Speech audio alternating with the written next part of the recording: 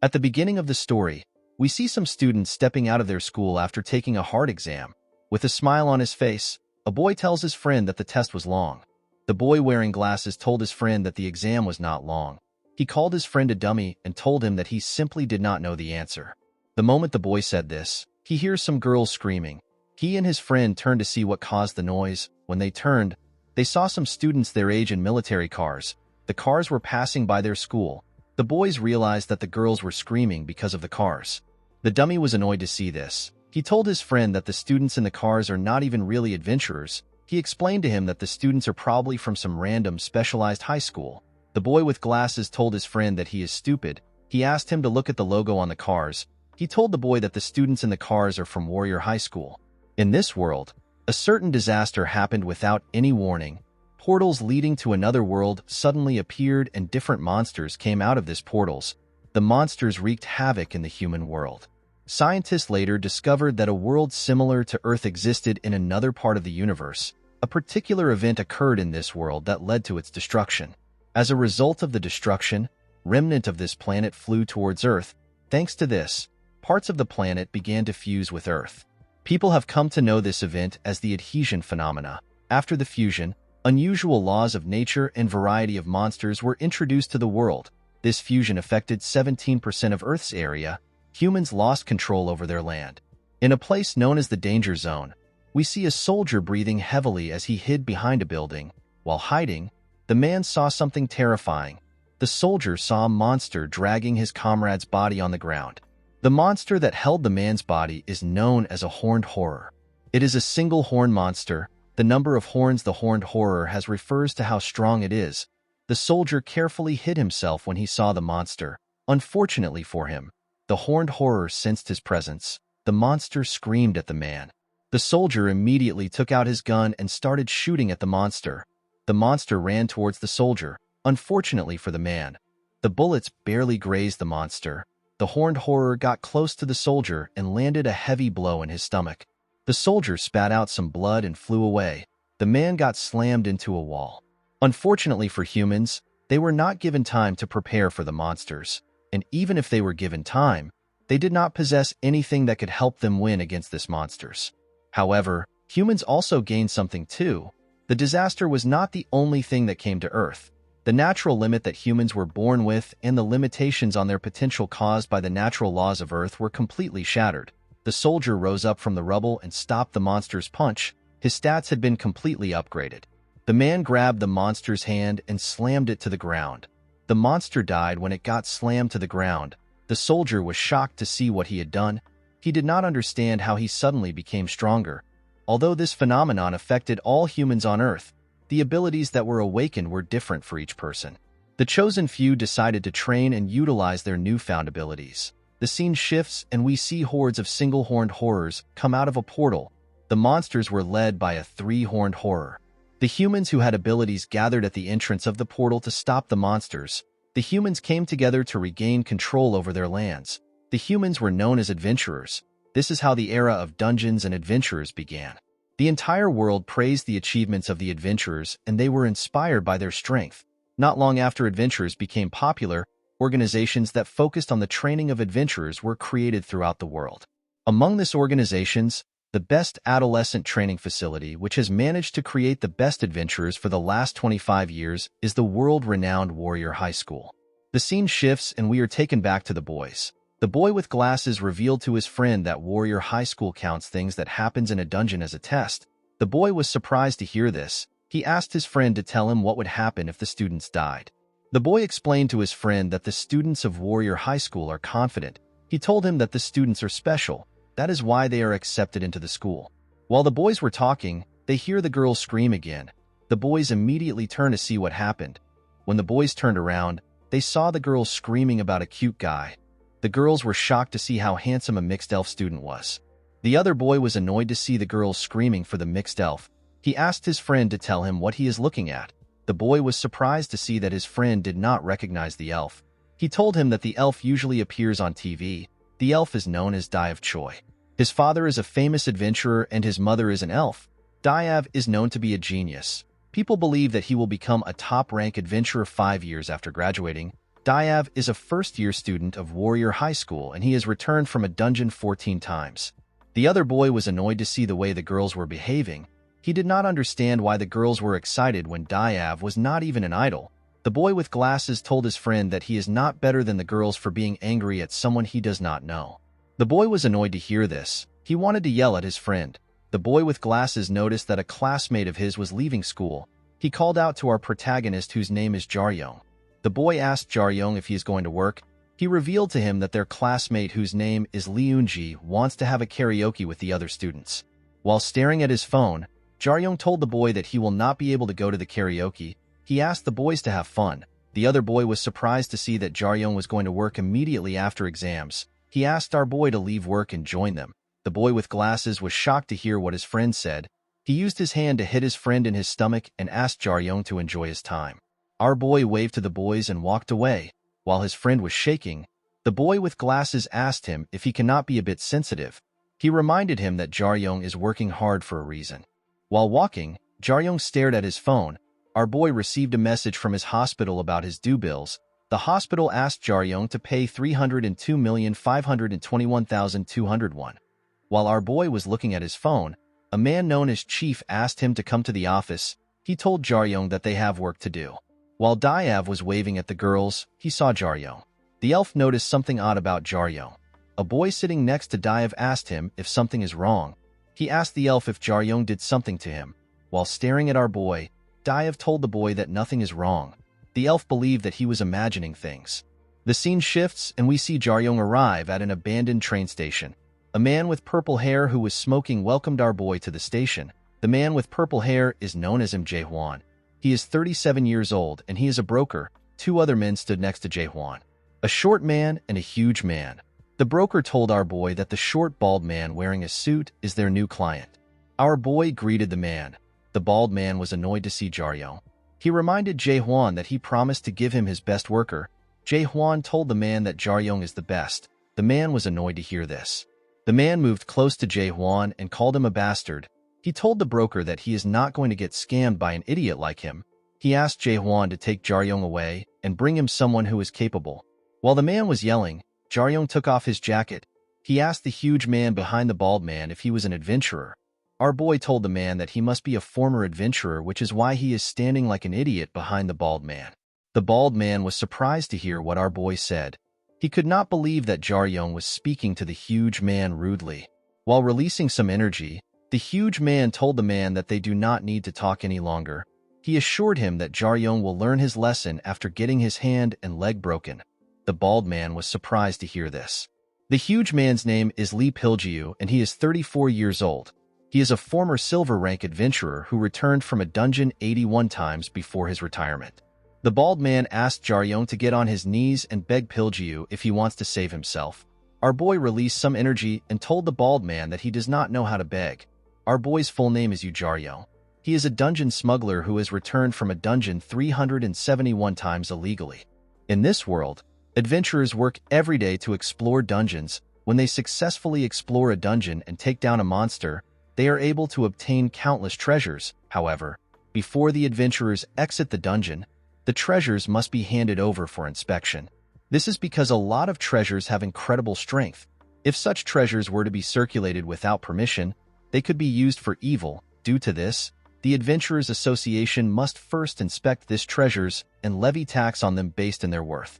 However, there are some people that violate this rule. These people entice adventurers who do not want to pay this enormous taxes and secretly pocket the treasures. These people are dungeon smugglers. The association usually tells people to report the smugglers to them if they are ever found. This is done in order to safeguard the society. The scene shifts and we see Jae-hwan light a cigarette. The bald man was surprised to see this. He did not understand why the man was smoking in this situation.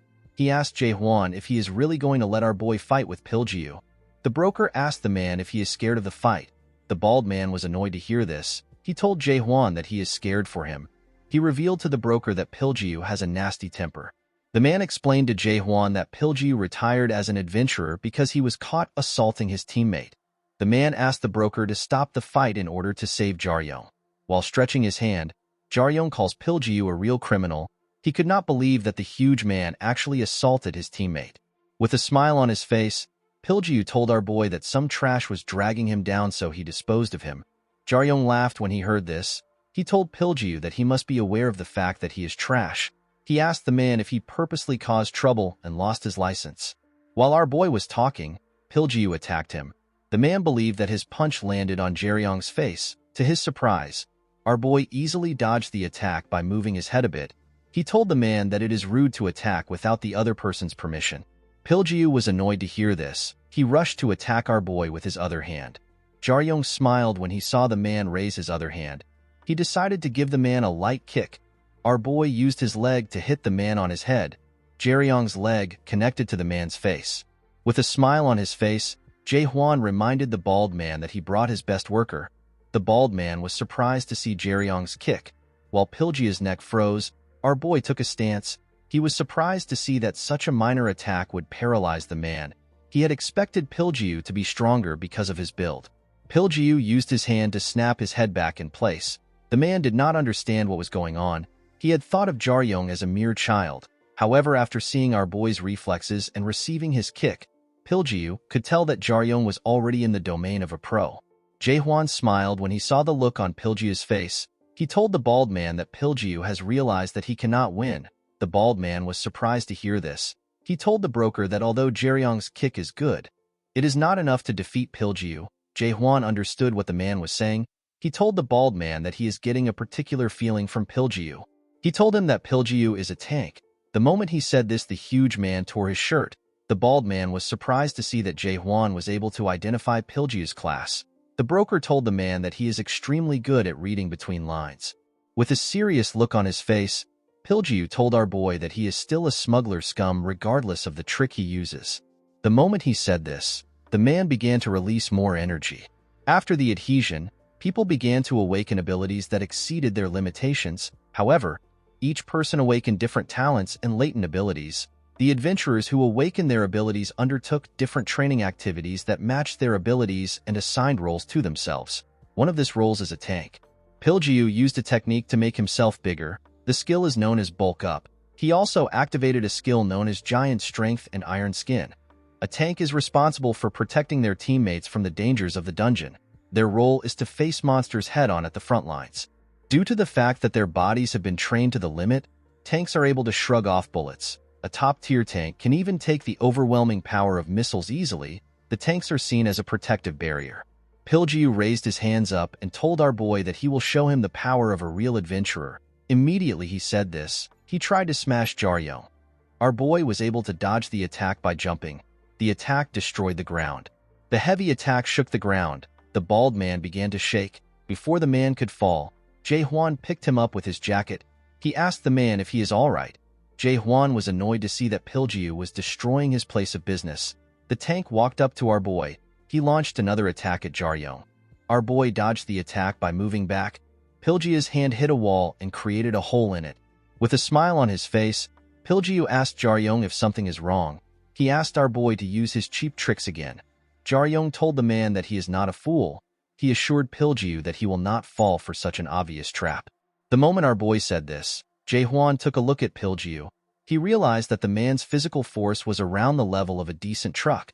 The broker was certain that a normal human would get pulverized if they receive a punch from Piljiu.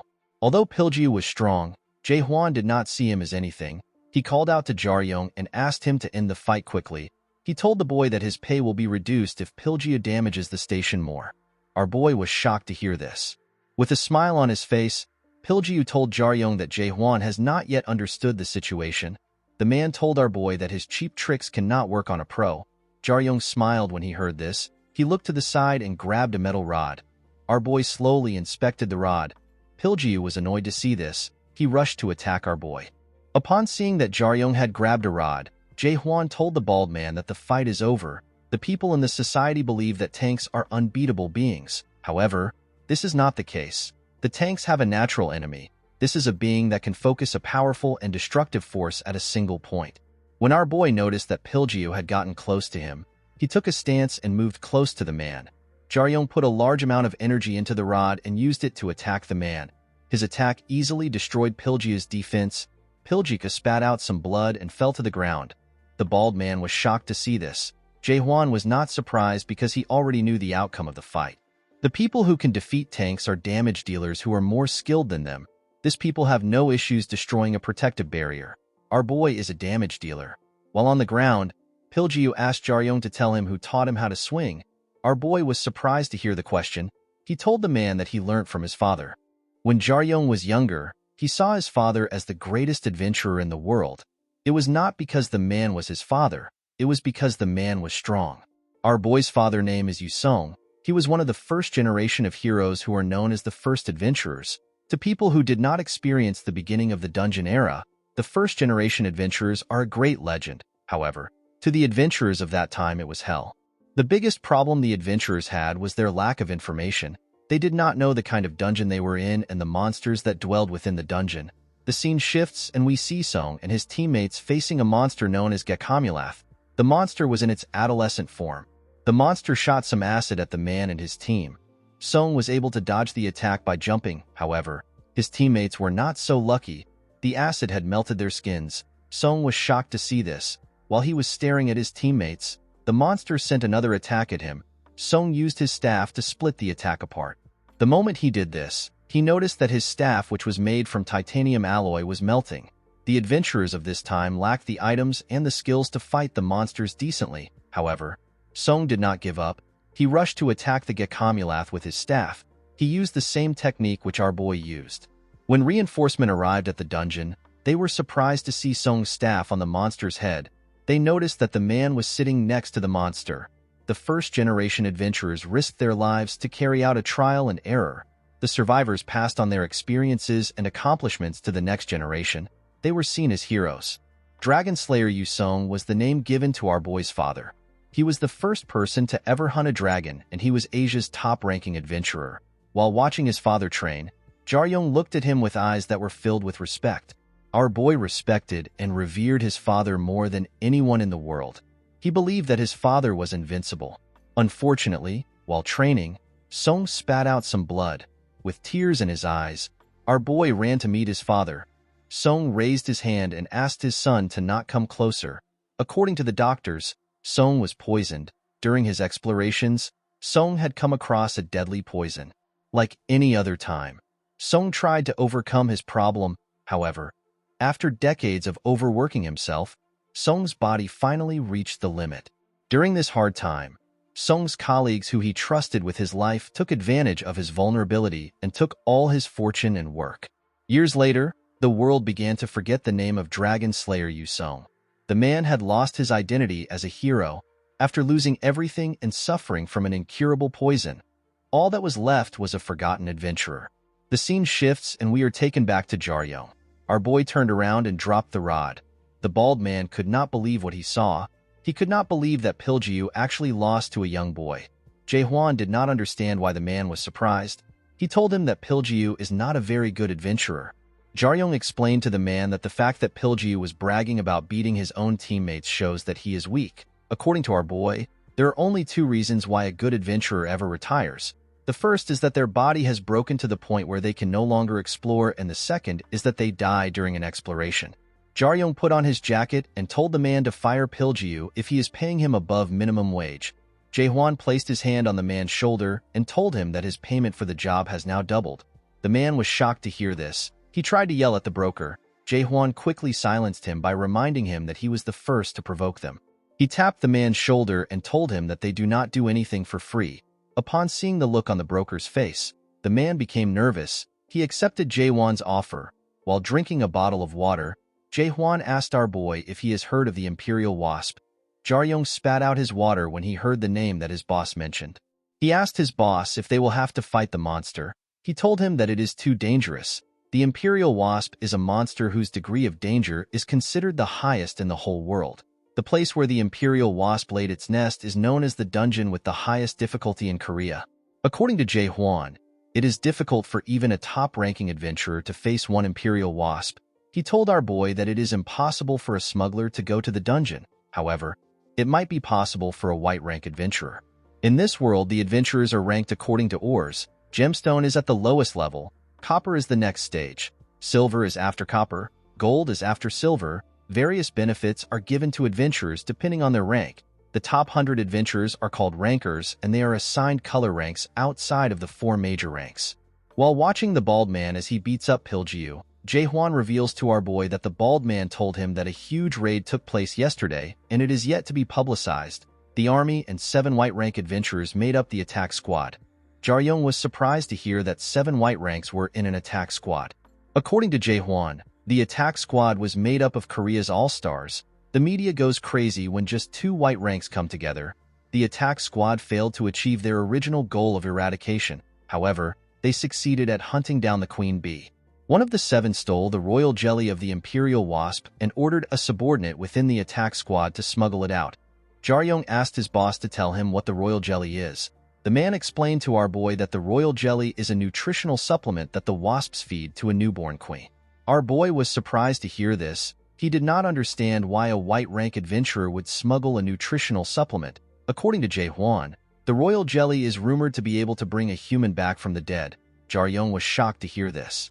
The Adventurers Association and the government claim that all the paths to a dungeon are strictly managed. Of course, this was not true. The scene shifts and we see Jae-hwan standing in front of a large metal gate.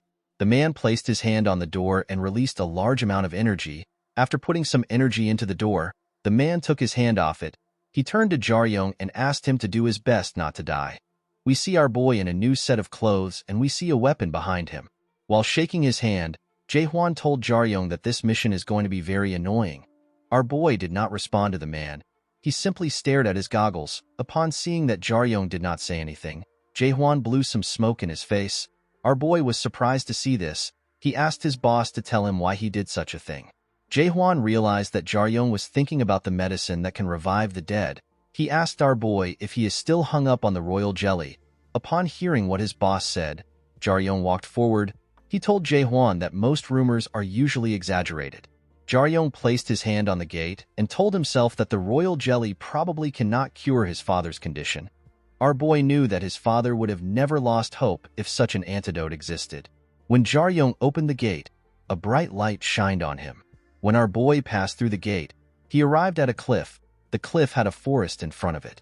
After the adhesion, dungeons were created all over the world. Among these dungeons, there are 2 dungeons which are considered the greatest dungeons in Korea. The first is Jeju-do. It is a dungeon that fused with a volcanic mountain range. The other is fused with the Agar jungle, which is located in what used to be Uido, a place located in the middle of Seoul. Jaryong was in a dungeon known as Former Borame. It is a D+ dungeon. With Uido at the center, the dungeon also took over other parts of Seoul. Most of it remains undiscovered and several adventurers have lost their lives trying to explore the region. According to the bald man, the subordinate was supposed to transport the item to the meeting area in Borame. However, after arriving at the dungeon, the man lost contact with the others. Jae-hwan told our boy that the man might have gotten into an accident.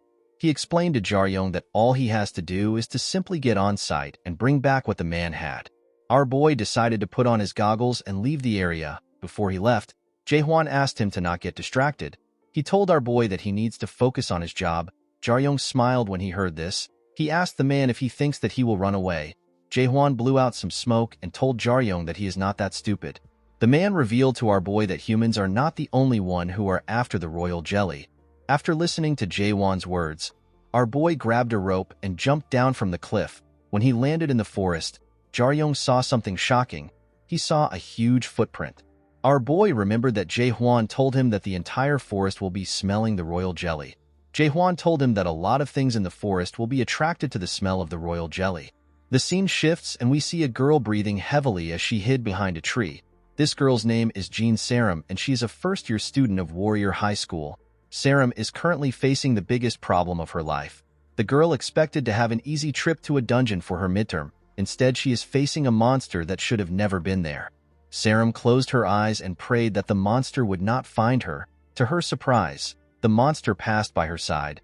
Sarum's test was simple.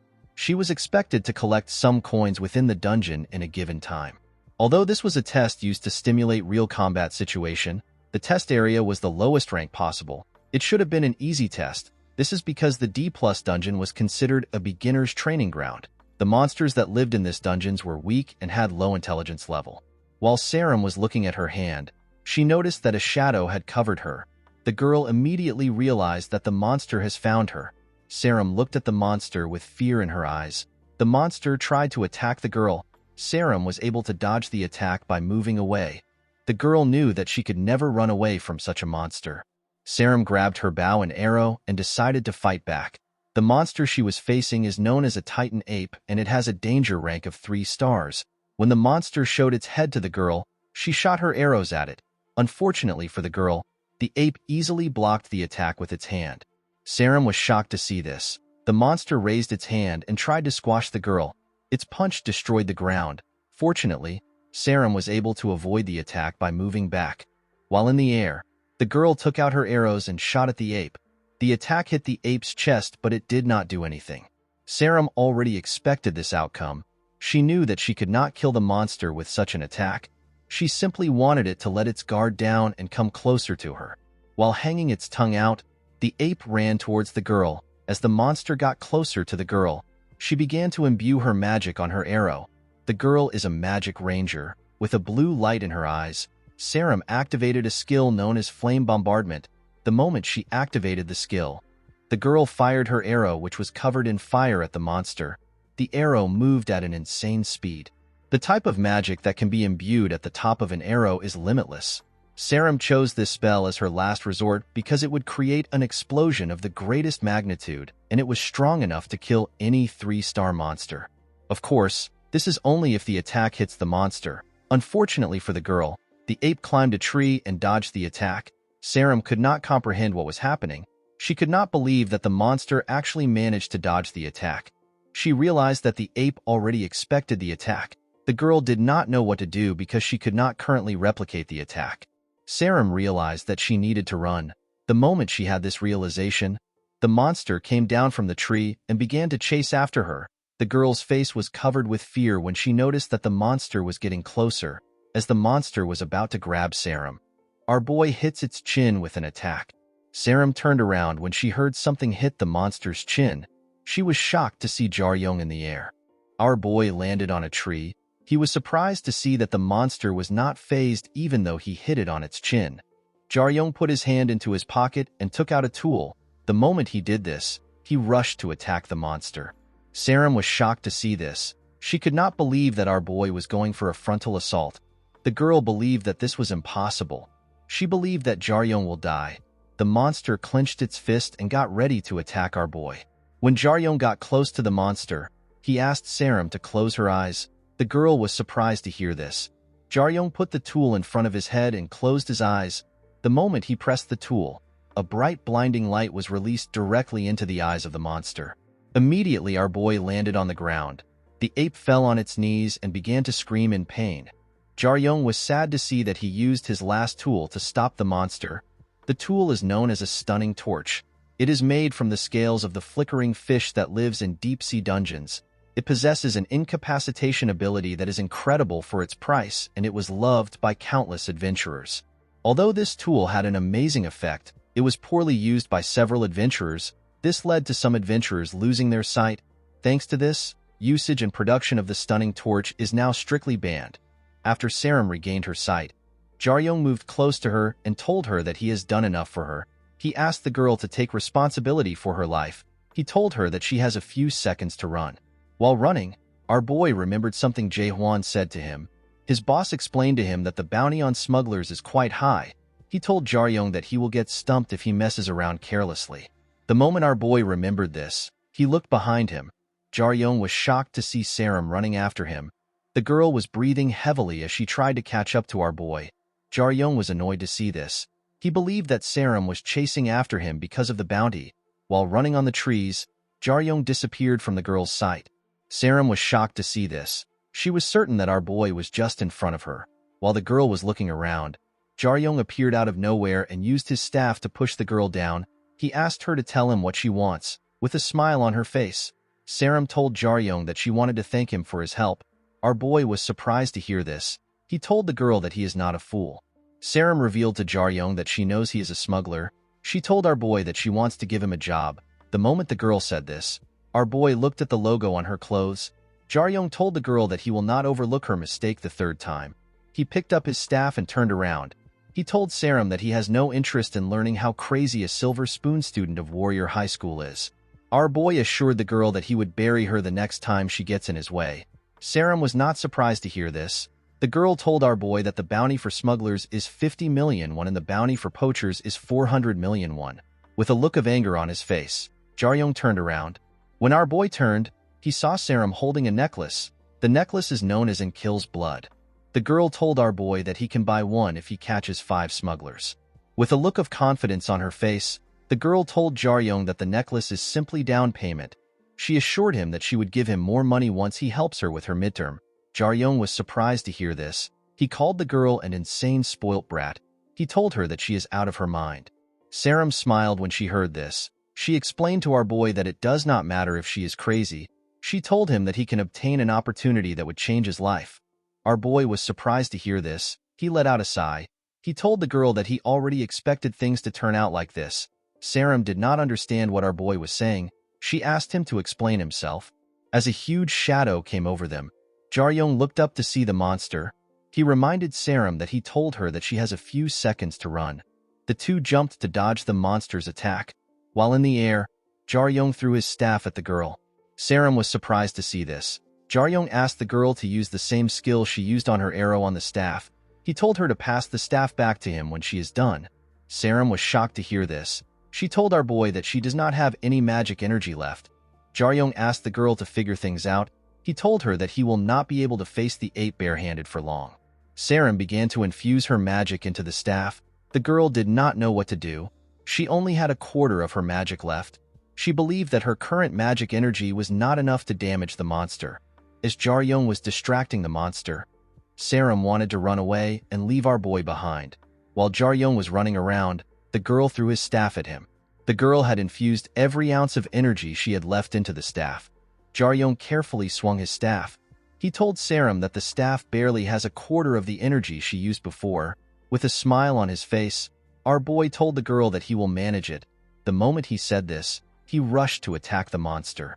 The students of Warrior High School have always been told that the most important thing when fighting a monster is sense of timing and accuracy. When the monster saw Jaryong coming closer, it tried to squash him.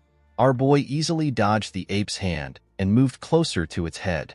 The moment Jaryong got close to the monster's head, he used his staff to release the skill directly on the ape's neck. The attack created a large explosion that severely damaged the ape. Our boy smiled when he saw that his attack connected. Unfortunately for him, his goggles broke. The scene shifts and we are taken back to the past. We see a younger Saram waving to her friends as she heads into her car. When our girl gets into the car, her friends talked about how lucky she was.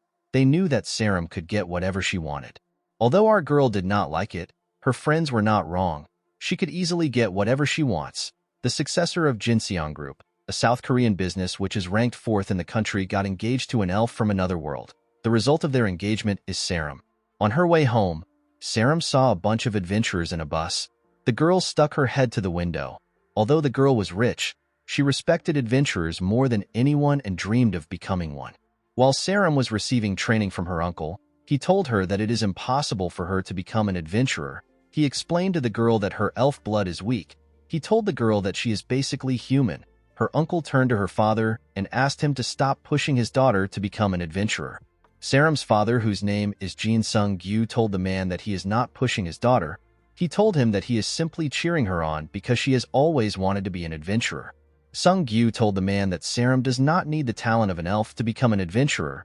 The elf told Sung-gyu that Saram's talent as a human is not bad. He told him that the girl is simply above average at best. With a smile on his face, the man told Sung-gyu that he does not need to worry. He told him that Saram is as stubborn as his sister. Immediately he said this, the girl forcefully pushed herself up.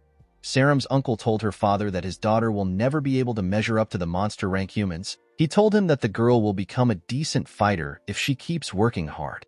The uncle reminded Sung-gyu that his daughter was born with a lot of benefits compared to her lack of talent. Things such as wealth, name, and bloodline will make Saram's hard work useless and people will envy her. The man told her father that Saram will be isolated among her peers and she will not be able to deal with it for long.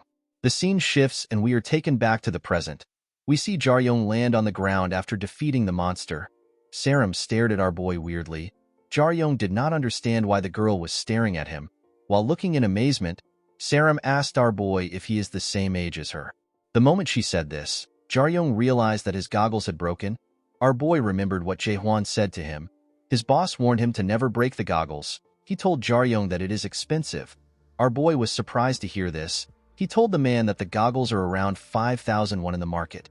The man explained to Jaryong that the goggles stops facial recognition and changes his voice. He revealed to our boy that there are more than 4 spells that were casted upon the goggles. Jaryong did not know how he was going to explain himself. While he was thinking, Sarah moves near him and asked him if he is a senior from her school. Jaryong told her that he is not her senior. With a look of anger on his face, our boy asked Sarah to give him the necklace. Our girl easily hands over the necklace to him.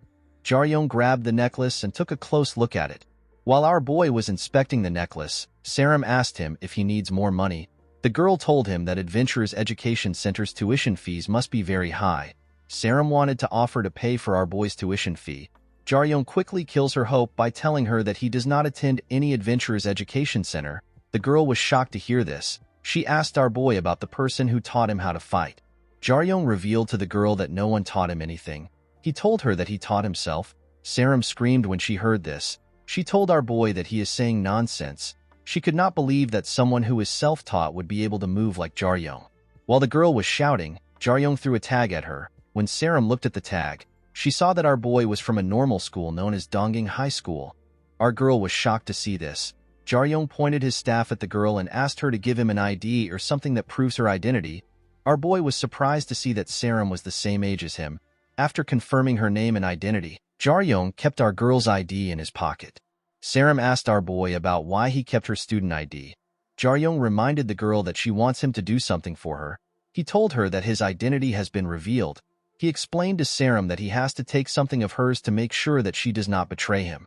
Our girl was surprised to hear this. Jaryong told her that he is not yet done. He took out his phone and asked Sarah to move closer to him. The moment she came close to him, our boy placed his hand on her shoulder. Sarah became flustered when she saw what Jaryong did. She asked him to tell her why he placed his hand on her shoulder. With a smile on his face, Jaryong told our girl that she needs to become his accomplice. He explained to the girl that an accomplice gets the same punishment as the smuggler. With a horrifying look on his face, Jaryong asked Sarah to smile for the camera. The moment our boy said this, Sarah realized that she has gotten involved with someone more dangerous than she thought. However, it was already too late for her to change her mind. Sarah decided to smile for the picture. After taking the picture, Jaryong asked the girl to give him the details for her job. Sarah told our boy that she needs him to collect coins. The students of Warrior High were expected to collect coins within a 6-hour time limit. These coins have been placed in various locations throughout the testing area. Sarah is expected to find a coin box in a certain location and prove that she is a student. Our girl took out one coin. She told him that she simply needs another coin to pass the test.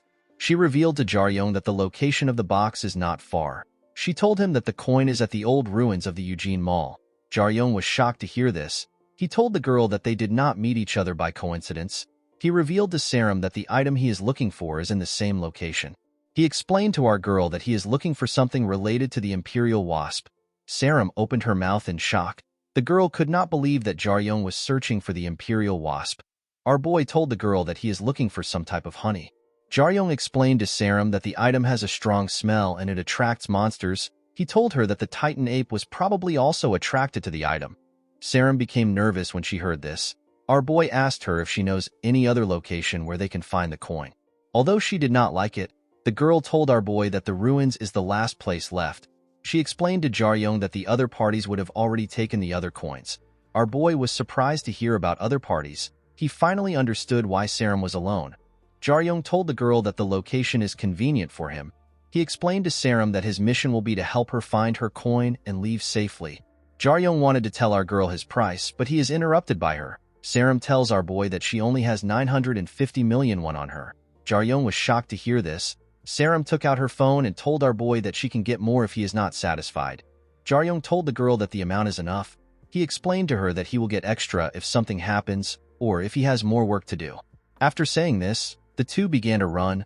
Our boy ran in front of the girl. Sarah was surprised to see how fast Jaryong was. While running, our boy realized that he made a mistake by accepting the offer early. He realized that he could have gotten more from Sarah. Our girl decided to ask Jaryong a question. She asked our boy if he really taught himself how to fight.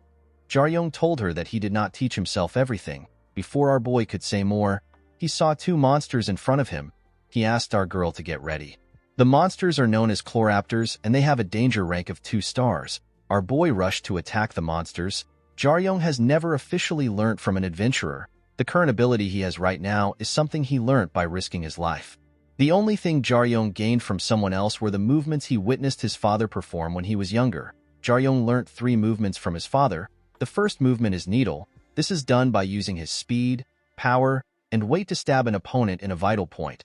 Although this might seem like a simple move, Jaryong had to learn this technique with experience, sense, and talent. Our boy had perfected a technique that not even the top rankers could learn. After killing the other monster, Saram told our boy that something is weird. She explained to him that chloraptors usually move in groups of 5. Jaryong explained to the girl that the group must have split apart because of the royal jelly. He asked Saram to stay sharp. He told her that there could be different types of monsters in the area. While staring at the ruins from afar, Jaryong suggested that he and Saram take a break before they enter the ruins. Our girl reminded Jaryong about her question. She asked him if he received personal training when he was younger. Our boy told the girl that he learnt by watching someone train. He told her that he was only able to learn a few moves because he was being sneaky. Saram broke down when she heard this.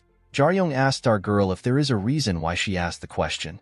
With a look of anger on her face, Saram told our boy that she does not like him. Immediately she said this, she threw something at him. When Jaryong took a look at his hand, he saw a potion. He asked Saram to tell him why she gave him the potion. This potion is known as Stamina Ample, and it is a C-type. The potion is valued at 1,101,000.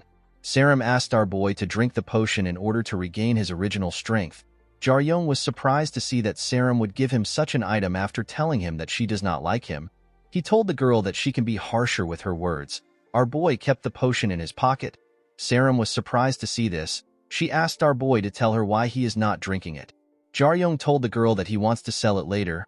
Saram was shocked to hear this. She asked our boy if he knows the price of the Stamina Ample. Jaryong told our girl that he can sell the potion for a hefty price of 1,000,001. Saram was shocked to hear this. She could not believe that Jaryong was thinking about a measly 1,000,001. She found our boy to be weird. Jaryong walked forward and told the girl that they need to get going. While walking, our boy thought about how weird rich kids are. When they arrived at the entrance of the mall, Jaryong reminded Saram that their goal is not to hunt. He told the girl that they are simply at the mall to get what they want. He asked Saram to follow his orders regardless of the monsters they see inside. With a smile on his face, our boy told the girl that he is an expert on surviving. He asked her to trust him. Saram felt a sense of relief when she heard this. The girl had never felt this weird feeling before.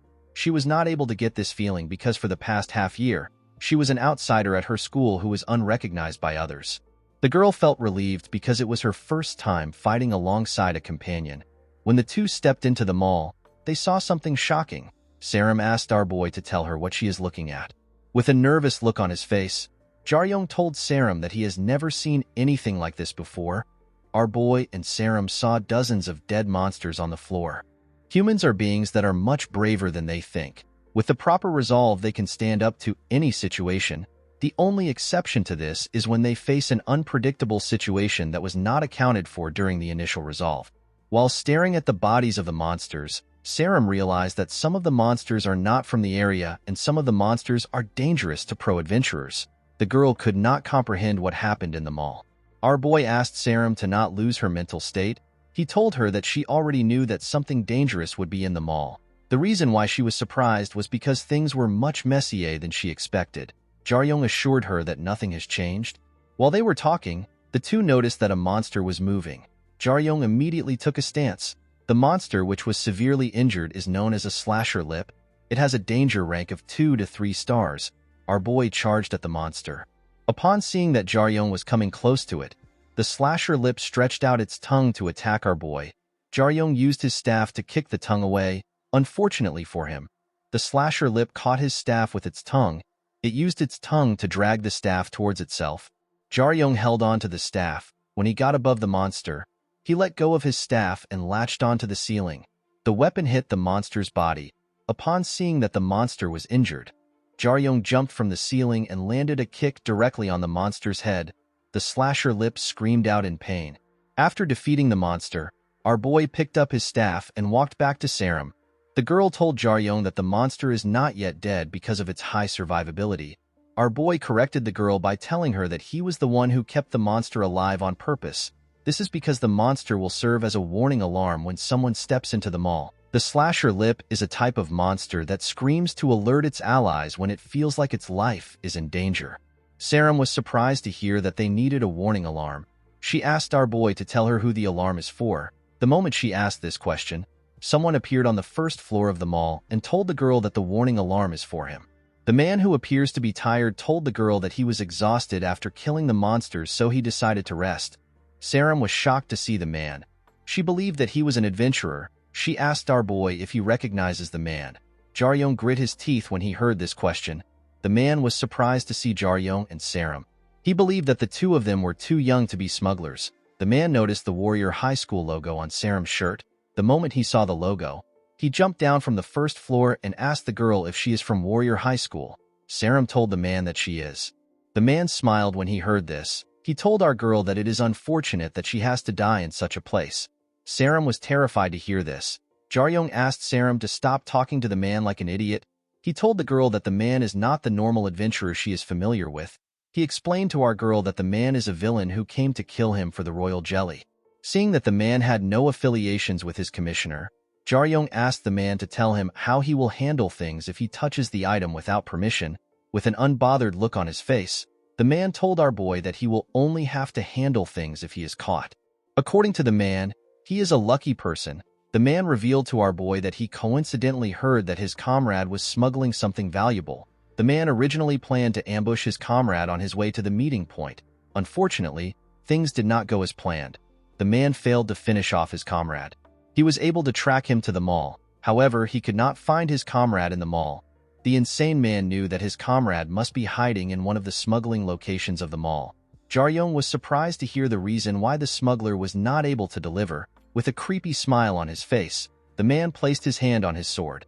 Even without clashing with him yet, Jaryong could instinctively feel it. He could tell that this opponent was the real deal. The man was on a much different rank than the awkward idiot from earlier. Our boy asked Saram to start searching for the coin box while he buys time. He told the girl that there will not be any monsters inside the mall thanks to the man. Saram was hesitant to leave. She believed that she needed to help our boy. Jaryong told the girl that she is not much help to him right now. The moment he said this, the man appeared in front of him with a smile on his face. The man told Jaryong that he can hear him. The man used his sword to attack our boy. Jaryong was able to block the attack with his staff. Immediately he blocked the attack. Our boy yelled at Saram and asked her to start running. He told our girl that she needs to be alive for him to receive his money. The moment Saram heard this, she began to run. The man was surprised to see that Saram actually left. With an evil smile on his face, the man told Jaryong that he made the wrong choice. While attacking our boy aggressively, the man told him that he would have increased his chance of survival if Saram had stayed. While blocking the man's attacks, Jaryong told him that he is spouting nonsense. Our boy took a stance and gathered his energy. He used his staff to knock the man's sword away. The man was shocked to see this. He could not believe that our boy read his sword path. Before the man could swing his sword again, Jaryong landed a heavy kick on his face. The kick sent the man flying. The man crashed into a wall and covered the area in dust. The man stood up and told Jaryong that he surprised him. Our boy was shocked to hear the man's voice. The man never expected our boy to force him to use his equipment. He commended Jaryong on his skills. He told our boy that he is better than the average pro. The man realized that he had to fight properly if he wants to win Jaryong. As the dust cleared up, we see the man whose name is Yang Dog-yoon equipped with an item. It was a horrifying item that covered his body. Dog-yoon is a gold-class adventurer.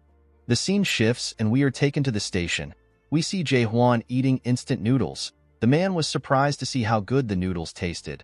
While eating his noodles, Jae-hwan noticed that the bald man was standing next to Piljiu.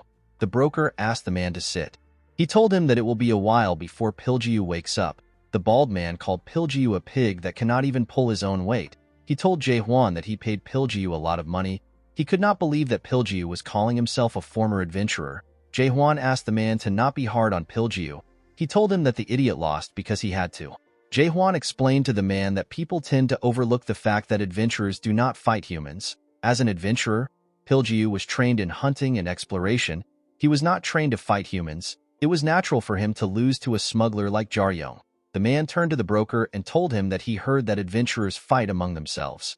With a smile on his face, Jae-hwan confirmed the rumor. He told the man that adventurers definitely fight among themselves. As adventurers rise up in rank, they fight more because of how valuable a dungeon is. Even comrades who depend on each other many times sometimes succumb to greed and backstab each other. The bald man asked the broker if the adventurers kill each other. Jae-hwan told the man that there is no one to stop them. There are no laws implemented inside a dungeon. According to Jae-hwan, the adventurers could simply say that their comrades were killed by monsters. They do not even need an alibi. The higher an adventurer is, the more they need to train in preparation for potential fights. Jae-hwan explained to the man that Pilju lost because his class is not very high. The broker told the man that Pilju's story of assaulting a comrade is a cute idea. He told him that the fact that the idiot was caught means that it happened outside a dungeon. It was probably an argument without any equipment. The bald man was surprised to hear this. He asked the broker to tell him what an equipment is. According to Jae-hwan, an equipment is the armor and weapons adventurers take with them to hunt. With an equipment, even someone like Pilju can put up a decent fight. The man was surprised to hear this. He asked Jae-hwan if an equipment is very powerful. The broker revealed to the man that an equipment is half the combat power of an adventurer. The scene shifts and we are taken back to the fight. Jaryong was certain that his attack went in. Our boy realized that the blade has an upper-level defense. While he was thinking, Dog-yoon rushed to attack him. The man told our boy that he should not overthink things. Jaryong quickly used his staff to block the attack. Dog-yoon told our boy that it is disrespectful to him and to his own life to overthink things in a fight. The moment he said this, he kicked Jaryong. The attack pushed our boy back. The moment Jaryong regained his stance, Dog-yoon appeared in front of him. Our boy was shocked to see this. The man began to attack Jaryong fiercely. Our boy was able to block some attacks, but some of them landed on his body and injured him. Dog-yoon asked Jaryong to fight back properly like he did earlier. The insane man knew that this was impossible. Dojin's equipment is known as Shade Jacket. It is an A+ rank armor. The Shade Jacket consumes the user's blood to support physical abilities and form an upper level of defense against impact. This equipment allows Dog-yoon to use his berserker style of combat. While blocking Dojin's attack, Jaryong realized that the insane man had no openings. Our boy could tell that he would die if he goes for the wrong counterstrike. While Jaryong was thinking, Dog-yoon landed an attack on his stomach. Our boy was shocked to see this. He fell to his knees. Dog-yoon began to laugh like a maniac. He told Jaryong that he lasted longer than expected. The moment the man said this, he noticed something odd about our boy. Instead of shaking, our boy let out a sigh. He threw the jacket on the floor and stood up.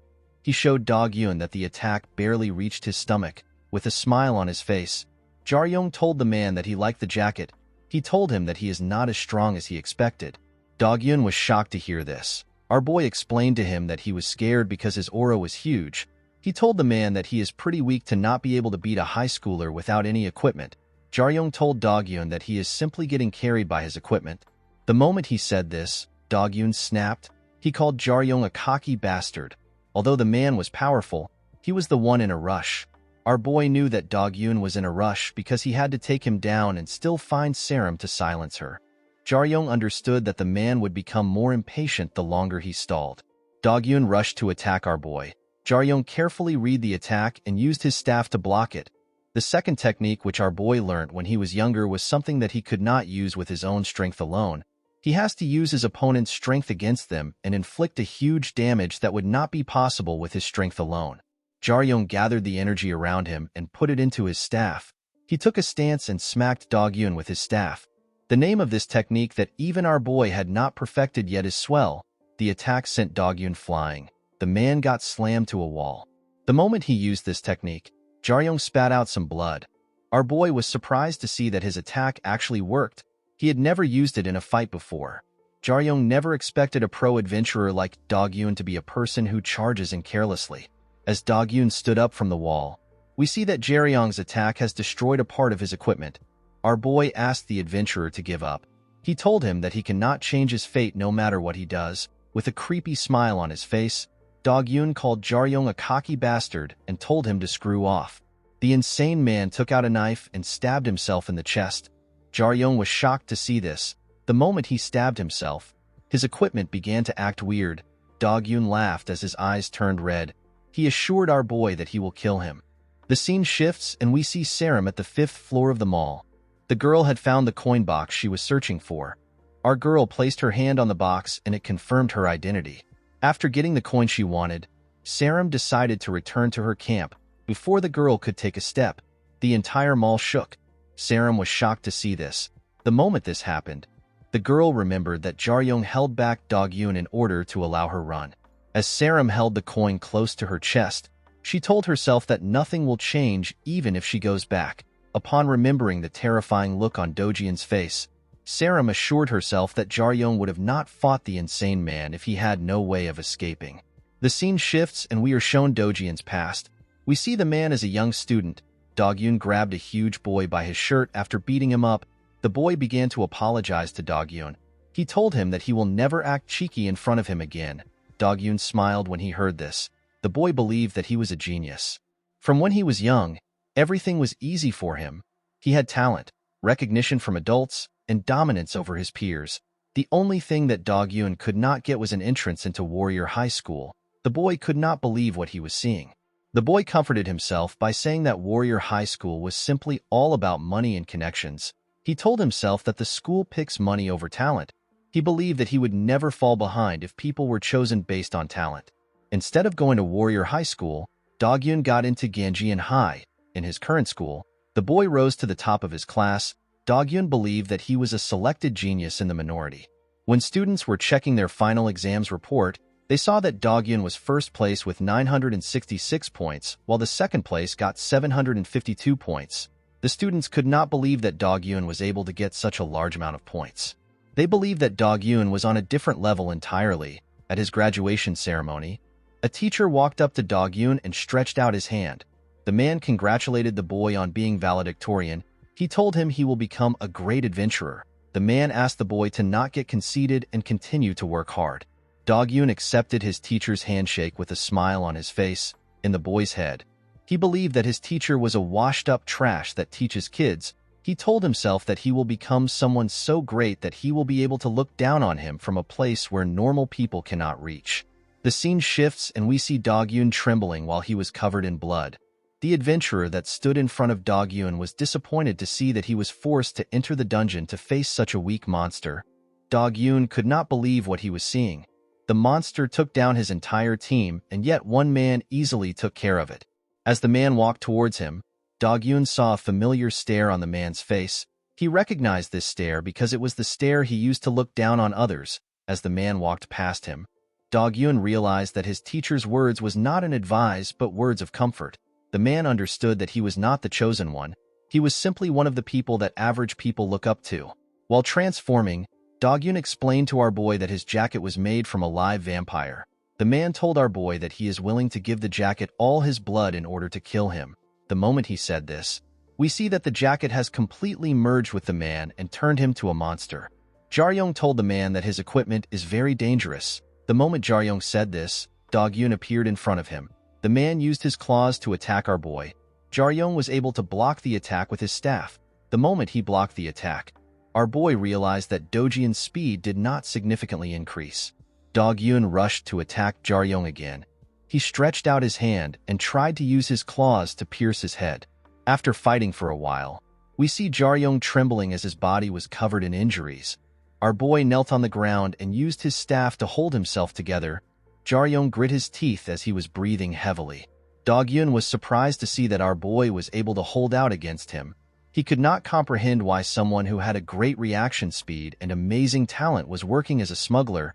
He asked Jaryong to tell him the reason why he does his job. Our boy was surprised to see that Dog-yoon was complimenting him. He took out the stamina ample and drank it. He told the man that he does not need to know why he works as a smuggler. Dog-yoon was not offended by this. Instead, he thanked Jaryong. Our boy was surprised to see that the man thanked him. With a terrifying smile on his face, Dog-yoon told Jaryong that he is able to stomp on a talented person thanks to him. He stretched his hand out and tried to attack our boy. Jaryong was able to dodge the attack. The moment he did this, he ran towards the man. Our boy was happy to see that his body was functioning properly. Dog-yoon became excited when he saw Jaryong running towards him. He asked our boy to show him more amazing things. While running, Our boy realized that Dog-Yun will not be able to maintain his current strength for long. This is because the man uses blood as the fuel for the jacket. Jaryong decided to bait the man into consuming more blood and use needle to end the fight. Unfortunately for our boy, Dog-Yun appeared in front of him. The man told Jaryong that he is already aware of his plan. The moment he said this, Dog-Yun rushed to attack our boy. Jaryong immediately realized that he could not dodge this attack. Before the man's hand could touch our boy, someone attacks him with a huge explosion. Our boy was shocked to see this. He quickly turned to see the person that saved him. He was surprised to see Saram. Jaryong smiled when he saw the girl. He was happy to see that she did not listen to him.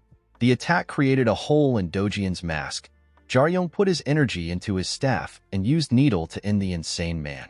After Jaryong used needle on Dog-Yun, he got knocked out and his body reverted to its original form. While looking at Dojin's body, Saram asked our boy if he is dead. Jaryong assured her that the insane man would not die from such an attack. He asked her to not worry too much about Dog-Yun. The moment he said this, he took a picture of the man.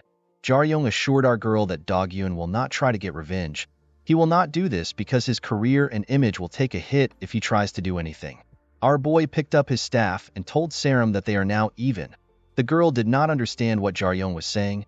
Our boy reminded her that he saved her life twice. He told the girl that she owes him. The first time he saved her was from the Titan ape, and the second time was when she decided to follow him. Jaryong told Saram that they are now even since she saved him. He told her that he likes being generous. Saram was annoyed to hear this. She could not believe that Jaryong did not want to thank her. She screamed at our boy and told him that he needs to learn to say thanks. Jaryong smiled when he heard this. Our boy and Saram went into the mall to retrieve the package. After searching for a while, the two saw a bright light coming from the basement. As they went down the stairs, Saram smelled something sweet. When they got to the basement, they saw something shocking. The man who was transporting the royal jelly had died, and he left the box containing the royal jelly open. It was thanks to this that the smell of the royal jelly was leaking out and attracting monsters. Jaryong moved close to the man to see his face. Our boy closed his eyes and said a prayer for the dead man. After saying his prayer, Jaryong turned to Saram. He noticed that the girl was shocked by the scent which the royal jelly was releasing. Our boy asked her not to be surprised. He reminded her that he told her that she would see something special if she followed him. Jaryong decided to open the box completely in order to see what the royal jelly looks like. When Jaryong opened the box, he and Saram smelled something beyond anything they have ever experienced before. It was a sweet and endearing smell. It was so potent that it makes a person forget what they are thinking about. Our boy finally understood why the monsters were attracted to the royal jelly. While looking at the royal jelly, Jaryong saw a sack in the box. He wondered if the sack contained another royal jelly. Our boy closed the box and told Saram that they need to leave. He explained to her that something might creep up on them if they continue to stay. When Jaryong and Saram arrived at the first floor of the mall, they noticed something odd. They noticed that Dog-Yun was no longer on the floor. While they were looking at the floor, they heard someone call them bastards. When they turned around, they noticed that the person is Dog-Yun. As he ran towards the exit, Dog-Yun assured Jaryong and our girl that he will not forget their faces. He assured them that he will do whatever he can to kill them. He told them that he will make them regret their actions. Our boy could not believe that Dog-Yun was still spouting nonsense even after he lost. The moment Dog-Yun stepped out of the mall, he noticed that a huge shadow covered him. When the man looked up, he saw a Titan ape coming towards him with its mouth open. The moment Dog-Yun saw the monster, he knew that he was doomed. The Titan ape ate Dog-Yun in one go. Jaryong and Saram were shocked to see what happened. Jaryong told our girl that it is better they leave through the back door. In the evening, we see Jaryong resting his hands on his knees. Our boy was relieved that they had finally arrived at a safe spot. Seeing that it was already a bit late, Jaryong asked Saram about her test. Our girl assured him that she still has enough time. Our boy stretched out his hand and told Saram that it was nice to meet her. He told our girl that although a lot of things happened, they were both able to achieve their objectives. Saram smiled when she heard this. She shook our boy's hand. After shaking hands, Jaryong turned around and slowly walked forward. While walking, he reminded Saram to not forget about his payment. He asked her to not do anything stupid if she does not want to meet him again. While Jaryong was walking, our girl asked him if they can meet each other again. Jaryong turned around when he heard this. Our boy was quite shocked to hear this. The scene shifts and we see Jaryong return to the office. Jae-hwan was surprised to see that our boy looked quite rough. He asked him if he had a fun time in the dungeon. Jaryong placed the box in front of his boss and asked him to take a look at it. When Jae-hwan opened the box, he was surprised to see the royal jelly. He explained to our boy that a huge uproar will be caused if this item was released to the public. He told him that anyone can easily buy a couple buildings by selling the royal jelly. Jae-hwan commended Jaryong on his job. He told him that he will send his money to him tomorrow. Our boy did not reply to his boss. He seemed to be thinking about something else. Jae-hwan was surprised to see that our boy was quiet. He called out to him and asked him if he is okay. Jaryong told his boss that he is fine. Jae-hwan did not believe our boy. He asked him if he is thinking about the adventurer that died while fighting him. Jaryong explained to the broker that Dog-Eun did not die while fighting him. He told him that he does not feel remorseful about anything. Jae-hwan asked our boy if something else happened while he was in the dungeon. Jaryong put on his school jacket and told the man that nothing happened. He looked at the box and asked his boss if he can take the sack since it does not contain any royal jelly. Jae-hwan told our boy that he can take the sacks. According to the broker, all other items excluding the object in question belongs to the smuggler. As Jaryong put the sacks in his bag, Jae-hwan told him that he is curious about the kid who will eat the royal jelly. Our boy was surprised to hear this. He asked his boss to tell him what he is talking about. The broker explained to Jaryong that although the royal jelly can bring the dead back to life, it has a more appealing effect. The royal jelly can increase an individual's limit of talent. Our boy was surprised to hear this. According to Jae-hwan, the effects only works on people who have not reached adulthood yet. This means that the person who wants to take the royal jelly must be a promising student. The broker told our boy that the royal jelly must be for a student of Warrior High School. After hearing what his boss said, Jaryong picked up his bag and told him that he is leaving. Jae-hwan asked our boy to say hi to his father on his behalf. Jaryong told his boss that he will do it if he gets a chance.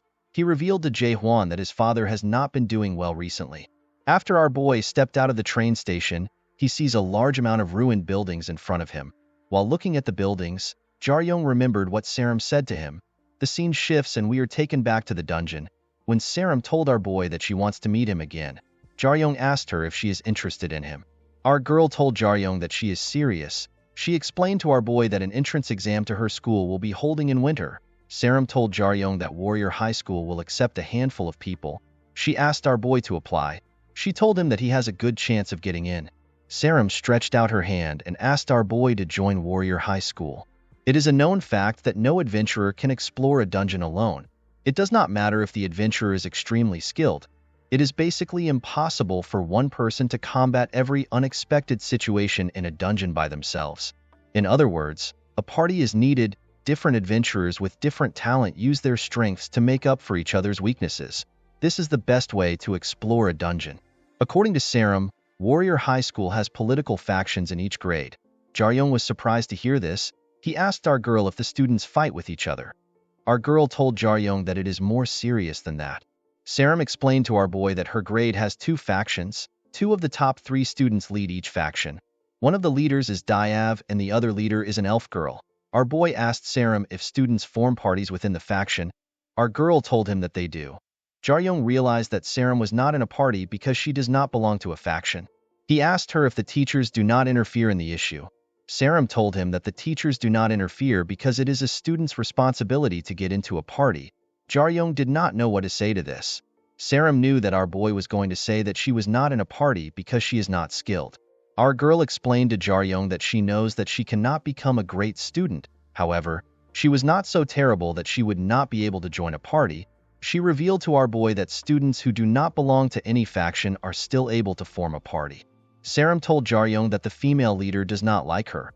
Although the girl does not show it, she had intentionally isolated Saram behind her back. Our boy was surprised to hear this. He asked Saram if she stole the girl's boyfriend. Our girl told him that such a thing never happened. Saram explained to Jaryong that she can survive her current grade as a solo adventurer. However, she will not be able to survive in future grades alone. She told our boy that she wants to employ him. Saram believed that she might be able to survive if she has someone as skilled as Jaryong on her side. The scene shifts and we are taken back to the present. We see Jaryong thinking about Saram's offer while he was on his bed. Our boy thought of Saram as a funny girl. In the next scene, we see Saram arrive at her destination. The girl was relieved to see that she had finally reached the dungeon barrier. This dungeon barrier is in Gangnam. It is the 12th location. The moment she arrived, Saram thought about our boy's response to her offer. Jaryong had told the girl that he will think about it. Upon seeing how Jaryong replied, Saram was certain that our boy will not contact her. While our girl was thinking, someone told her that she is not yet late. When Saram raised her head up, she was surprised to see her teacher in front of her. The name of the teacher, who has a huge scar on his face and a metallic right hand, is Kang Jungkook. He is a teacher for Class 1 of Warrior High School. He is a melee combat instructor. Saram asked her teacher if something is wrong. She told him that she still has enough time to complete the test. She did not understand why her teacher was outside standing. Jungkook revealed to Saram that they encountered a problem. The man explained to our girl that monsters that do not live in the dungeon were spotted in certain areas. Fortunately, there were no deaths, however. Some people said that it will be impossible for them to carry on with the test. Saram was surprised to hear this. The man told Saram that the monsters were also in the area where she got the coin. He asked our girl if she came across any monsters during her test. With a nervous look on her face, Saram told her teacher that her test was fine. Upon hearing our girl's response, Jungkook asked her to get behind him. The moment he said this, Saram felt the presence of the Titan ape behind her. Our girl quickly turned around. She was terrified to see the monster. She noticed that it was much bigger than the one from before. This Titan ape is an adult and its danger rank is 4 stars. As Jungkook walked towards the monster, he told Saram that the situation is strange. This is because Titan apes do not live anywhere near the area. The man told our girl that the monster might have been attracted by something. The moment the teacher said this, Saram realized that the monster might have been attracted to the smell of the royal jelly. While our girl was thinking, Jungkook reminded her to get behind him. The Titan ape clenched its fist and rushed to attack the teacher. Jungkook clenched his metallic hand and took a stance. The moment he took the stance, a small amount of energy began to circulate around his hand. The teachers in the dungeon field are all former adventurers. They are usually all from Warrior High School too. People view them as abandoned adventurers who couldn't continue due to injuries. However, in their early 20s, this people receive the title of rankers. Jungkook rushed to attack the monster. When his hand touched the Titan ape, a large amount of energy traveled from the ape's hand to its head. This attack blew up the monster's head. Jungkook was known as the fighter of tyranny. When the monster fell to the ground, the man noticed that his metallic hand was completely destroyed because it could not handle his energy. Jungkook told Saram that she was lucky she was able to return fast. Our girl could not hear what her teacher said. She was more focused on the fact that he took down the monster with one punch. Jungkook walked up to Saram and placed his hand on her shoulder. With a smile on his face, the man told our girl that he is relieved that she is safe. He asked her to return to the base with him. As the man walked forward, Saram realized that people tend to overlook the fact that a young warrior can become a teacher. The scene shifts and we are taken to the practical base of the school. We see 2 students talking. The boy in a huge body armor told his friend that student who were rescued will have to retake the test. The other student who was sitting on the ground smiled when he heard this. He told his friend that people who ask to be rescued are weaklings. The moment he said this, he and his friend heard someone coming into the base. The boy noticed that it was Saram and their teacher. He told his friend that Saram is one of the weaklings he is referring to. Jungkook asked Saram to wait. He told her that he needs to check if everyone is at the base. He explained to her that she can change into her uniform after he has confirmed the number of student. After her teacher left, Saram let out a huge sigh. The moment she did this, someone told our girl that she is happy that she is fine. She told Saram that her tact is quite fast. Our girl's expression changed when she saw the girl. She referred to the girl as Anisha. The girl had a boy and a girl next to her. Anisha is the girl responsible for isolating Saram. With a smile on her face, Anisha told our girl that she was worried about her. Saram smiled when she heard this. She told the girl that she never expected her to be worried. Anisha told our girl that she feels a bit offended. She referred to Saram as sister and told her to not say things like that. Our girl had a grim look on her face when she heard Anisha call her sister. The scene shifts and we are taken to the past. We see a younger Saram practicing her magic. Her uncle, whose name is Zeke Esker Saram, asked our girl to try harder. He told her that she can do better. He asked her to stay focused. Saram, who was 11 years old at this time, struggled to create a fireball. After practicing for a while, Zeke asked his niece to stop training. He told her that she has improved a bit since last time. Saram felt sad when she heard this. While breathing heavily, our girl hears someone cheering for someone. When Saram turned to see what happened, She saw another girl who was the same age as her freely controlling fire on a larger scale. This girl is the younger Anisha Esker. She is the same age as our girl. Zeke was surprised to see this. Anisha did not look like a mixed blood, and her ability to wield magic was much better than most purebloods. The man told Sarum that her cousin is a genius. He assured her that she will forever be compared to her cousin if she continues to walk down her path. He told Sarum that she needs to be careful around the girl. When Anisha noticed that our girl was looking at her, she changed her expression. The girl had a condescending smile on her face. She was basically showing off to Sarum. While looking at the smile on her face, Zeke told his niece that she might get destroyed by Anisha if she makes the wrong move. The scene shifts and we are taken to the present. Anisha told our girl that she does not know why other students do not want to form a party with her. With a smile on her face, Sarum asked her to create a party with her if she is curious. Anisha was surprised to hear this. She told her cousin that she cannot do it because they are both range damage dealers. She explained to Sarum that she might consider it if they were on the same level. Our girl became angry when she heard this. Anisha told Sarum that there is no point in having two people with the same roles on the same team. With a smile on her face, the girl told Sarum that she does not need to worry. She assured our girl that there will be a retest. Sarum moved close to the brat's face and told her that she does not care about the test because she passed it. The girl told Sarum that she is incredible for doing her best. As our girl walked past her, Anisha told her not to push herself too hard. She reminded Sarum that she is going to be the one to inherit the company. Our girl grit her teeth as she walked forward. While watching Sarum walk away, Anisha asked her cousin to stop struggling with a menacing look on her face. In the next scene, we see Jaryong rush to his father's hospital room. When he arrived in the room, he saw a doctor and a nurse checking his father. Our boy asked the nurse to tell him what happened. The nurse informed Jaryong that his father had a relapse. The doctor explained to our boy that his father has an extremely rare condition. It is basically the only case in the world, due to the fact that there is no recorded case of anyone getting infected by dragon's blood and surviving the poison. The hospital did not know what to do. Jaryong explained to the doctor that he already knows that they cannot cure his father or improve his condition. The best the hospital can do is to suppress his pain with medication. The doctor was surprised to see that our boy already knew this. He told Jaryong that their problem lies with the ingredient for the painkillers. According to the doctor, the painkillers are made from the milk of a sky tiger. It is a 5-star monster. Jaryong told the man that he has enough money to acquire the milk.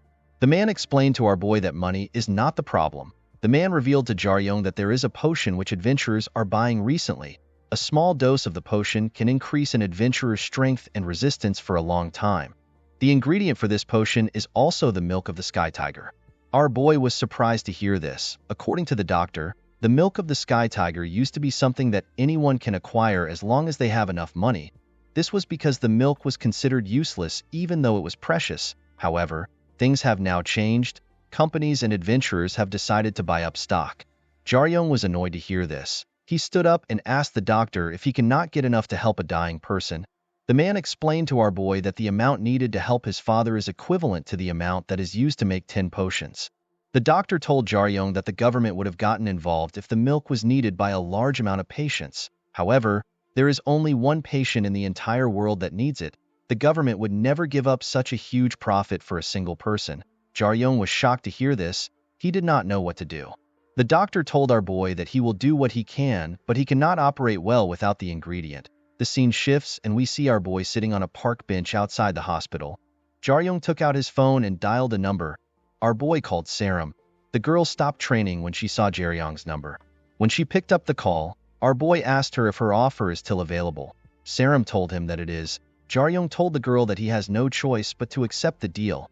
Our girl asked Jaryong to tell her what he wants. Our boy told Sarum about the ingredient he needs. Our girl revealed to Jaryong that she can get milk. Our boy was shocked to hear this. Sarum explained to him that her company's development team is producing the potion. She told him that the amount he needs is not much at all. Jaryong placed his hand on his head and laughed when he heard this. He found his situation to be ironic. Sarum asked him if he is available on Sunday. Our boy was surprised to hear this. He asked her to tell him why she wants to see him. The girl explained to our boy he needs to prepare for the entrance exam. In the next scene, we see Jaryong arrive at the Jinseong Group's Special Defense Research Institute. The moment our boy arrived, someone told him that he is early. Jaryong turned to see the person who spoke to him. When he turned around, he saw Saram stepping out of her car. The girl asked him if he is feeling good. Our boy asked Saram to tell him what they are doing at the research facility. The girl revealed to Jaryong that they came to measure his potential. After the world changed, humanity was given access to powers beyond their capabilities. Before the adhesion, the talent that a normal human had was always ranked D. In the past, a person who had a C rank was seen as a genius. B rank is seen as a superhuman. Saram explained to Jaryong that he needs to have C rank in 5 categories excluding magic in order to become an adventurer. Saram herself has C rank strength, B rank agility, C rank stamina, B rank intelligence, A rank in patience, and D rank in magic. Our girl told Jaryong that he has to have at least 3 B ranks in order to be considered for Warrior High School. Jaryong asked our girl if the evaluation is like getting a physical. Saram told him that it is a bit more complicated when one hits puberty. Our boy asked her to explain what she means. The scene shifts and we see Jaryong in new clothes. Our boy was also holding his staff. Jaryong realized that this was why Saram was asking him if he feels good. In front of Jaryong was a golem known as Gear Crone Pro. This is the version 9.22 of the golem. Jaryong swung his staff and took a stance. He decided to try his best since he was already at the research facility. Our boy had also always been curious about his potential. In another room, we see Saram and a woman watching Jaryong. The woman was surprised to see that our boy stood in front of the golem. She told Saram that most people usually get scared of the golem. This woman's name is Young Yeoman. She is a golem expert and a former adventurer. She is a researcher for Jinseong Group. The woman took a sip of her tea and asked Saram if our boy is confident because he is preparing to be transferred to Warrior High. Saram did not know what to say to Yeoman. She did not know how to tell her about how strong Jaryong truly is. After drinking her tea, Yeoman inserted some of her energy into an orb. The moment she inserted the energy, the golem woke up and rushed to attack our boy. The talent test is usually done in the 6th to 7th year. The test takers wears a special equipment for detailed measurements. After putting on the equipment, they push their bodies to the limit in various fields. Due to this, it is hard to measure older people, because the test will not allow the examiner know if they have amazing talents or if they have trained for a long time. This is because it is difficult for them to reach their limits. Saram believed that Jaryong is almost as strong as a professional. She knew that it will be hard for our boy to reach his limits. After waiting for some minutes, Saram believed that Jaryong would already be tired. Yeoman called out to our girl. She reminded Saram that she said that Jaryong went to a normal high school and he could not get into a special high school because he failed the admissions.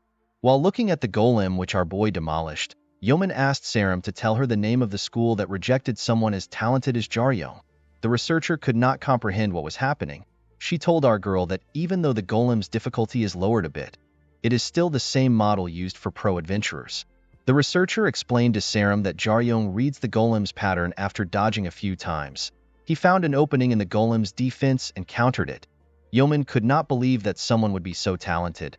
She revealed to Saram that Jaryong is better than the average pro with his senses alone. Saram asked the researcher about our boy's measurements. Yeoman did not know how to respond to this. She told our girl that Jaryong has not gotten to his limits. She revealed to her that even if she raises the golem's power by 1 or 2 levels, it would not change the outcome. Saram was surprised to hear this. The researcher explained to her that the best thing to do is to raise the golem's power to a 100% output. However, the researcher cannot do this because it is a felony to take off safe mode for someone who is not a professional. Saram asked the woman to tell her what to do about the measurements. Yeoman did not know what to do because this was her first time in such a situation. While the woman was trying to think, someone asked her if she is paid to do such things. The researcher immediately recognized the voice. With a look of fear on her face, the woman greeted her director. The director turns out to be Saram's uncle. Zeke asked Yeoman if he pays her to use the lab without reports. Saram was surprised to see her uncle. With a serious look on his face, Zeke asked the woman if she is doing something that she is ready to be imprisoned for. Our girl told Zeke that she was the one who asked Yeoman to help her. The man asked Saram if she is trying to give excuses to cover for his subordinate. Our girl was surprised to hear this. Zeke asked Saram to know her place. He reminded her that the company belongs to her father. He told her that she cannot take responsibility for anything in the company. Our girl did not know how to respond to this. Yeoman was surprised to see how Zeke spoke to his niece. She realized that the rumors about him were true. It is known that Saram's maternal uncle has always been cold to her since she was young. Yeoman did not understand why Zeke was acting badly to his niece. She did not see anything wrong with what our girl did. She believed that Sarum should be allowed to use the facility, especially since they are in the weekend. A lot of adventurers who have connections to the company often use this lab. While Zeke was looking around, Jaryong called out to Sarum. He asked her if there is a problem. Zeke asked Sarum if our boy is in her class. Yeoman explained to the director that Jaryong is Sarum's friend. She told him that Jaryong failed all his admission exams last year, and he wants to be an adventurer. She told him that our boy also lost his measurement data. The researcher told Zeke that Sarum simply wanted to help a friend in need. When Zeke heard this, he took a look at the screen. The man noticed that Jaryong had destroyed the golem. He told the researcher that he will go in. Yeoman and Sarum were surprised to hear this. The researcher asked her director to tell her what he is talking about. As he walked towards the door, Zeke reminded the researcher that she said she cannot turn off safe mode. He told her that he will face Jaryong by himself. Sometimes adventurers engage in battles among themselves. This is done when it is hard to find someone's limit. In this fights, the opponent is usually a few levels above the test taker. While Jaryong was waiting inside the test area, Zeke stepped in. The man told our boy that he needs to skip the introduction because he does not have a lot of time. Jaryong was shocked to see Zeke. He did not know what he was looking at. Our boy immediately took a stance. He did not know who he was facing, but his senses reacted faster than his head. Zeke was surprised to see that our boy immediately understood the situation. He told Jaryong that he will be his opponent. Our boy could tell that Zeke was in a different dimension when compared to Dogyeon. No matter where Jaryong looked at Zeke from, he could not see a chance of him winning. Zeke took a stance and told our boy that he can attack him without worrying about safety. Jaryong took a stance and rushed to attack the man. Unfortunately, Jaryong did not know that Zeke was not just Sarum's maternal uncle. He is also Korea's 7th place ranker and a white class adventurer. Adventurers in the top 100 are referred to as rankers, and they get colors based on their ranking. Rank 76 to 100 are given red. Rank 51 to 75 are given blue. Rank 31 to 50 are given green. Rank 11 to 30 are given black, and rank 1 to 10 are given color white. As Jaryong moved closer to the man, he became more certain that he had no openings. Our boy decided to create an opening by himself. Jaryong's plan was to attack Zeke with a single strike containing his full force. When Zeke dodges the attack, he would use the opening to attack Zeke. Our boy gathered his energy in his staff and used it to attack the man. Unfortunately for our boy, Zeke easily blocks the attack with his bare hand. Jaryong was shocked to see this. The man told our boy that he is much more frivolous than he expected. The moment he said this, he kicked our boy in the stomach. The attack sent Jaryong flying. When our boy crashed on the ground, he touched the place which the man kicked him in. With a serious look on his face, Zeke asked our boy if he is not working hard because the fight is not real. He asked Jaryong if he really believes that such an obvious attack would work on him. While breathing heavily, our boy stood up and took a stance. Zeke told him that his first attack was an idiotic choice. He picked up Jaryong's weapon and told him that it was stupid of him to lose his weapon even though he is not unconscious. The man threw the staff back at our boy. He took a stance and told Jaryong that he has allowed him to make 2 idiotic mistakes. He told our boy that he will send him back if he does another stupid thing. He asked Jaryong to give up on his dreams of becoming an adventurer. Our boy was surprised to hear this. He did not understand why Zeke seemed to have some bad feelings for him. He took a stance and told the man that he will do his best. The moment he said this, Jaryong rushed to attack the man. Zeke noticed that our boy was coming at him with the same pattern. However, to his surprise, our boy stopped in his tracks and sent 2 ranged attacks at the man. As Zeke dodged the attacks, he understood that Jaryong used the attack to catch him off guard.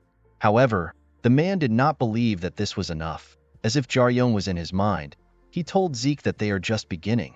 Our boy took a stance and gathered his energy into his staff. After gathering his energy, he sent the attack at Zeke. The attack turned out to be multiple ranged attacks. The man smiled when he saw this. He told Jaryong that it is not bad. The man began to use his hands to block each one of the attacks. Yeoman and Sarum could not believe what they were seeing. Yeoman wondered if she was seeing a fight between pros. She could not believe that Jaryong was not able to get into a school despite how talented he was. The woman told Sarum that although Jaryong is good, he is not perfect. Our girl was shocked to hear this. She asked Yeoman to tell her what is wrong with our boy. Yeoman explained to her that Jaryong has a detrimental weakness. She told Sarum that she is actually much better than Jaryong in this aspect. Our girl did not understand what the woman was saying. She could not believe that she had something that was better than Jaryong, who is currently fighting on equal grounds with her uncle. After blocking the attacks, Zeke closed in on our boy and sent a punch at him. Jaryong was able to dodge the attack by moving to the side. Our boy was shocked to see the man next to him. The moment he dodged the attack, Zeke began to punch him in the stomach. Our boy screamed out in pain. He quickly regained his composure and swung his staff at Zeke. Of course, the man easily dodged the attack. He was impressed to see that Jaryong actually managed to hold on to his weapon. He gave our boy 4 more punches on his stomach, and he gave him a heavy one that sent him flying. The punch slammed our boy to the wall. Yeoman was surprised to see this. Although she knew that Zeke was holding back, she believed that he was being too harsh. While Jaryong was on the ground, Zeke told him that he does not need to think about his loss. He told Jaryong that he was never going to win. He told our boy that the reason why he lost is quite pitiful. The man and Yeoman said that Jaryong lacks basic training. Saram was shocked to hear this. Yeoman explained to our girl that Jaryong has an exceptional talent. However, his basic understanding of attacking and defending is poor. The woman told Saram that it is as if Jaryong has never trained his entire life. Yeoman said that she is a bit disappointed. She knew that Jaryong would have been stronger if he had basic training. The moment the woman said this, Saram remembered that Jaryong once told her that he has never been trained by anyone. Zeke turned around and told our boy that he has seen plenty people like him who have the talents that everyone wants, but they do not put in any efforts. Saram felt bad when she heard this. She knew that our boy's situation was different. Zeke told Jaryong that he will give the researcher his measurements. He advised our boy to stop trying to become an adventurer. He told him that he will get killed if he continues to rely on his talent. The moment Zeke said this, Jaryong stood up and threw away his broken helmet. Our boy told the man that he is being very harsh to him. He asked him if he hates lazy people. Zeke was shocked to hear Jaryong's voice. He intended to end the fight with his last blow. He did not understand how Jaryong was moving. Our boy told Zeke that he does not care about the results anymore. He asked the man to fight him for another round. The moment he said this, he took a stance and told Zeke that he wants to show him the result of his efforts. Yeoman was surprised to see what was happening. She told Jaryong that they already have the data they require. She explained to him that he no longer needs to fight. Sarah moved close to the microphone and told our boy that they are already done. She assured him that he can get his results if he stops fighting. Zeke did not understand why Jaryong was challenging him. He told our boy that the result will not change no matter how many times they fight. He asked Jaryong if he wants him to acknowledge him. He asked him if he wants some form of praise. Jaryong smiled when he heard this. He told the man that he does not care for his praise. He explained to Zeke that he is simply pissed off. He told the man that he wants to give him a beating too. Jaryong had a separate reason for agreeing to Saram's offer. When our boy was young, he did not have anyone to teach him, so he had to start from nothing. He basically taught himself everything, thanks to his natural talents. Jaryong managed to fill the lack of basics and training. Due to his experience in the field, Jaryong was able to grow stronger and do whatever he wanted. Although he was talented, Jaryong never thought that he was better than others. However, our boy was disappointed by the adventurers he met in reality. They were fakes who were much weaker than him. But Zeke was different. Even with his talents alone, Zeke was a monster beyond comprehension. Zeke released a large amount of energy and told Jaryong that he will beat him till he loses the will to be angry. Our boy smiled when he heard this. Jaryong did not know that his blood was boiling because he has finally met someone who he considers to be a real adventurer. Jaryong took a stance that was similar to his father's. Yeoman did not understand why their chief was entertaining Jaryong's anger. While she was staring at the screen, Saram noticed that our boy's stance was different from his usual one. When Zeke took a look at Jaryong's stance, he noticed that it was much different from his usual stance. Zeke realized that our boy was not using a stance for a staff. It felt like Jaryong was a different person from before. While Zeke was looking at our boy, he rushed to attack him. Jaryong easily closed the gap between himself and Zeke. He swung his staff with a large amount of energy. Zeke managed to dodge the attack, but it left a cut on his face. Yeoman was shocked to see this. She did not understand what was happening. She realized that Jaryong's movements had completely changed. Saram was also shocked to see what was happening. Although Jaryong's movements were more simple and rough, our boy no longer had a single opening. Yeoman was surprised to see this. She wondered about who trained Jaryong. As our boy rushed to attack the man, he remembered how he used to copy his father's movements while he was training. Zeke blocked Jaryong's staff with his hand and tried to punch him in his stomach. Our boy barely blocked the attack with his staff. He quickly swung his staff at Zeke. The man was able to dodge the attack by moving back. He clenched his fist and rushed to attack Jaryong. As Zeke came closer to him, our boy remembered how his father saw him imitating him. His father pat his head when he saw him. When Zeke's hand got close to him, Jaryong managed to dodge the attack. He swung his staff at the man. Immediately he dodged the attack. Zeke had to jump in order to dodge Jaryong's attack. While he was in the air, the man realized that he will have an opening when he lands on the ground and he will not be able to dodge our boy's attack. He decided to give Jaryong what he wants. Zeke gathered his energy and charged towards our boy. Jaryong also took a stance and attacked the man. Yeoman and Sarum were shocked to see the scale of the battle. When the two clashed, our boy lost and fell to the ground. Zeke told Jaryong that he would have won if he continued to fight with his new style. He asked Jaryong if he used his staff skill at the end as a last sign of pride.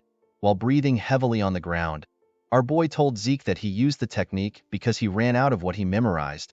He told the man that he has used all the things he knows.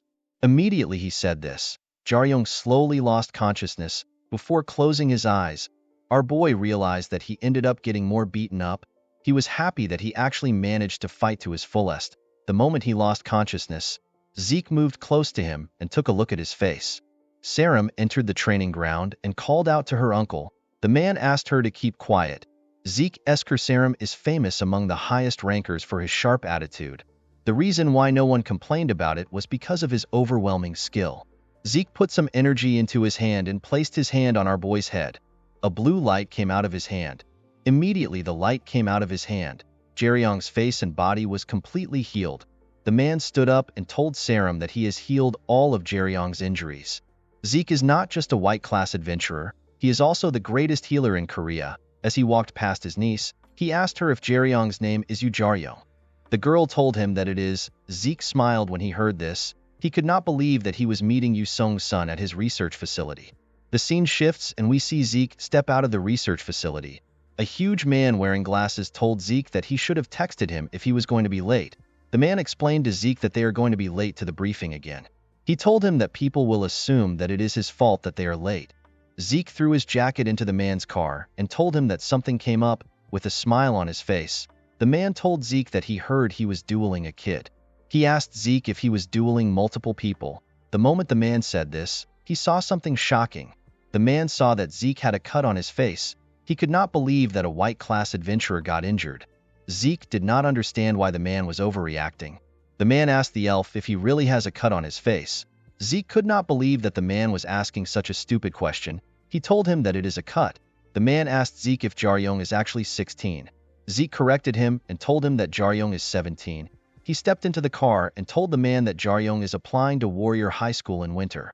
The man was surprised to hear this. He remembered that his school actually had winter exams. He revealed to Zeke that no one passed the exam during the 3 years he attended the school. The man told Zeke that Jaryong might have a chance since he is able to land an attack on someone like him even though he is not yet a student. Zeke told the man that it is unreasonable to compare average people with elves.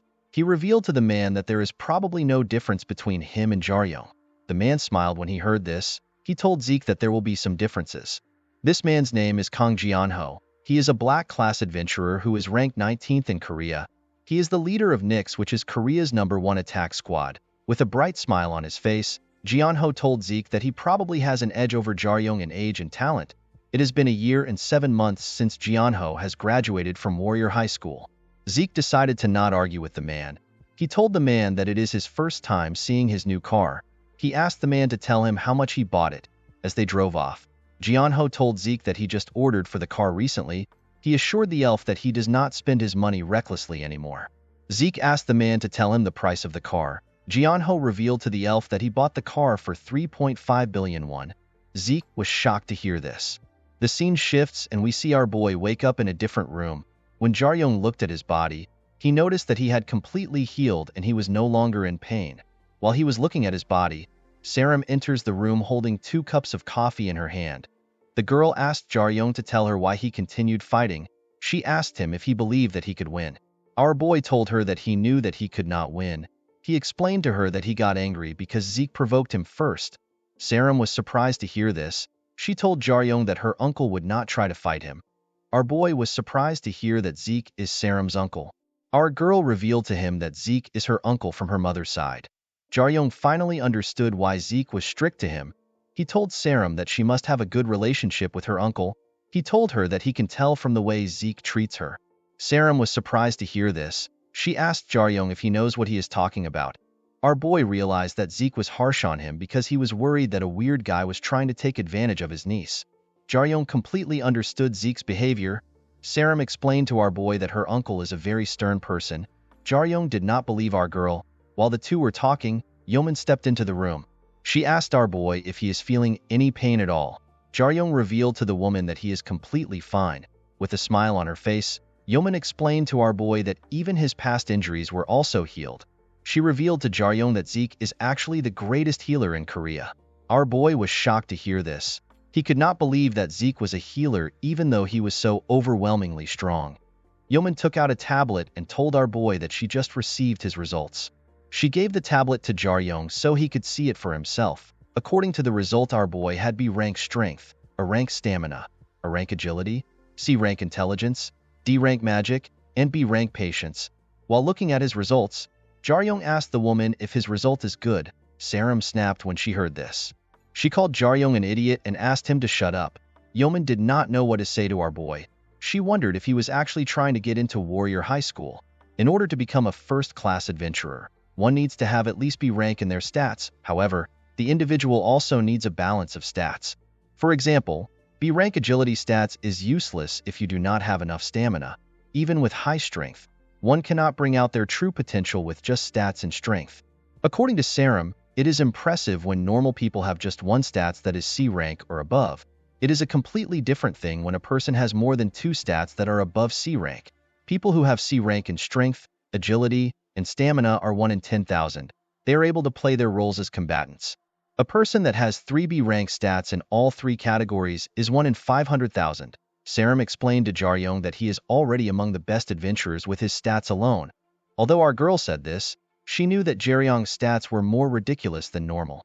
She could not believe that our boy had B rank in strength and an A rank in the rest. Our boy was not just balanced, his raw stats were insane. Saram noticed that our boy was staring at his stats. She realized that there is only one monster among the first-year students of the Dungeon Raid department that could compete with Jaryong. She did not understand why our boy was staring at his stats. She wondered if he was not satisfied with the result. While Jaryong was staring at the result, Yeoman revealed to him that Zeke does not have a single stat that is above an A. Our boy was shocked to hear this. The researcher explained to him that stats are simply innate talent. It does not represent one current skill. According to Yeoman, even with the best talent, there will not be any difference between an A rank and a D rank if one does not train. She revealed to Jaryong that there are certain things that cannot be measured. It cannot be measured if the skill a person uses suits them. A person's battle sense and their experiences can also not be measured. Yeoman winked at Saram and told our boy that she has seen some adventurers who have made up for this gaps through pure determination. Saram blushed when she heard this. She was happy to see that the woman acknowledged her. Jaryong placed the tablet down and thanked the researcher for her advice. He explained to her that he was not feeling disappointed at all. He told her that he simply did not understand how stats work.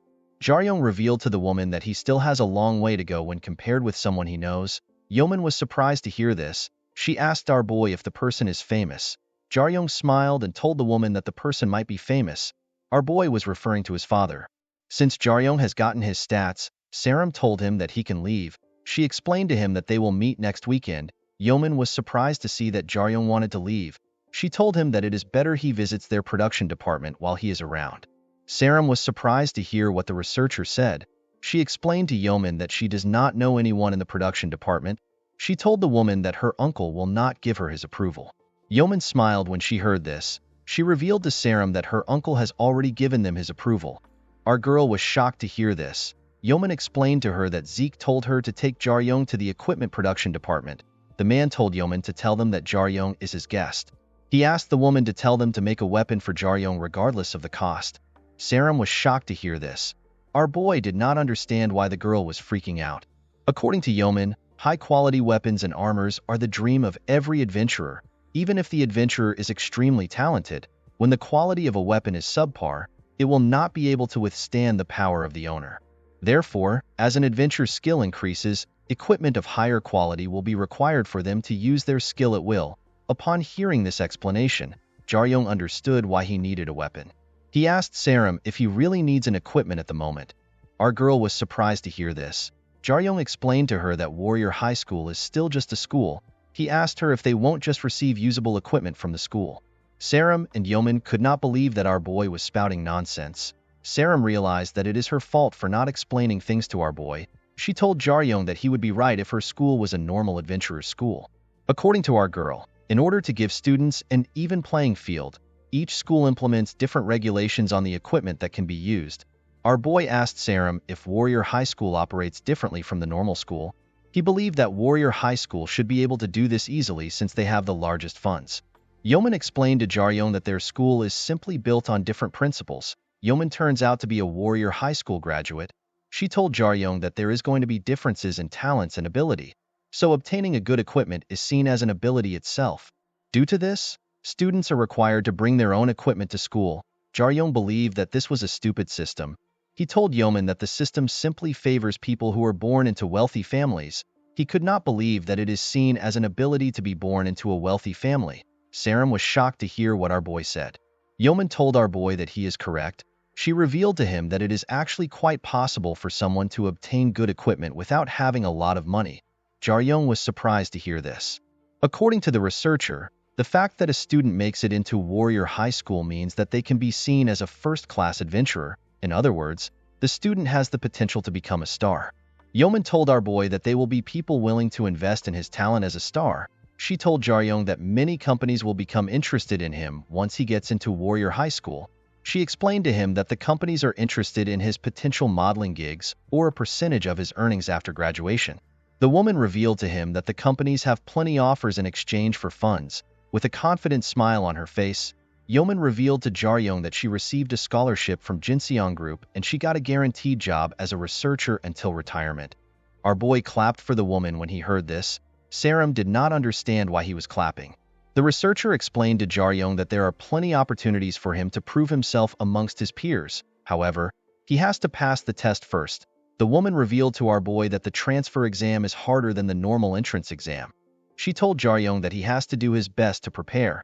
In other words, it is essential to get a good equipment.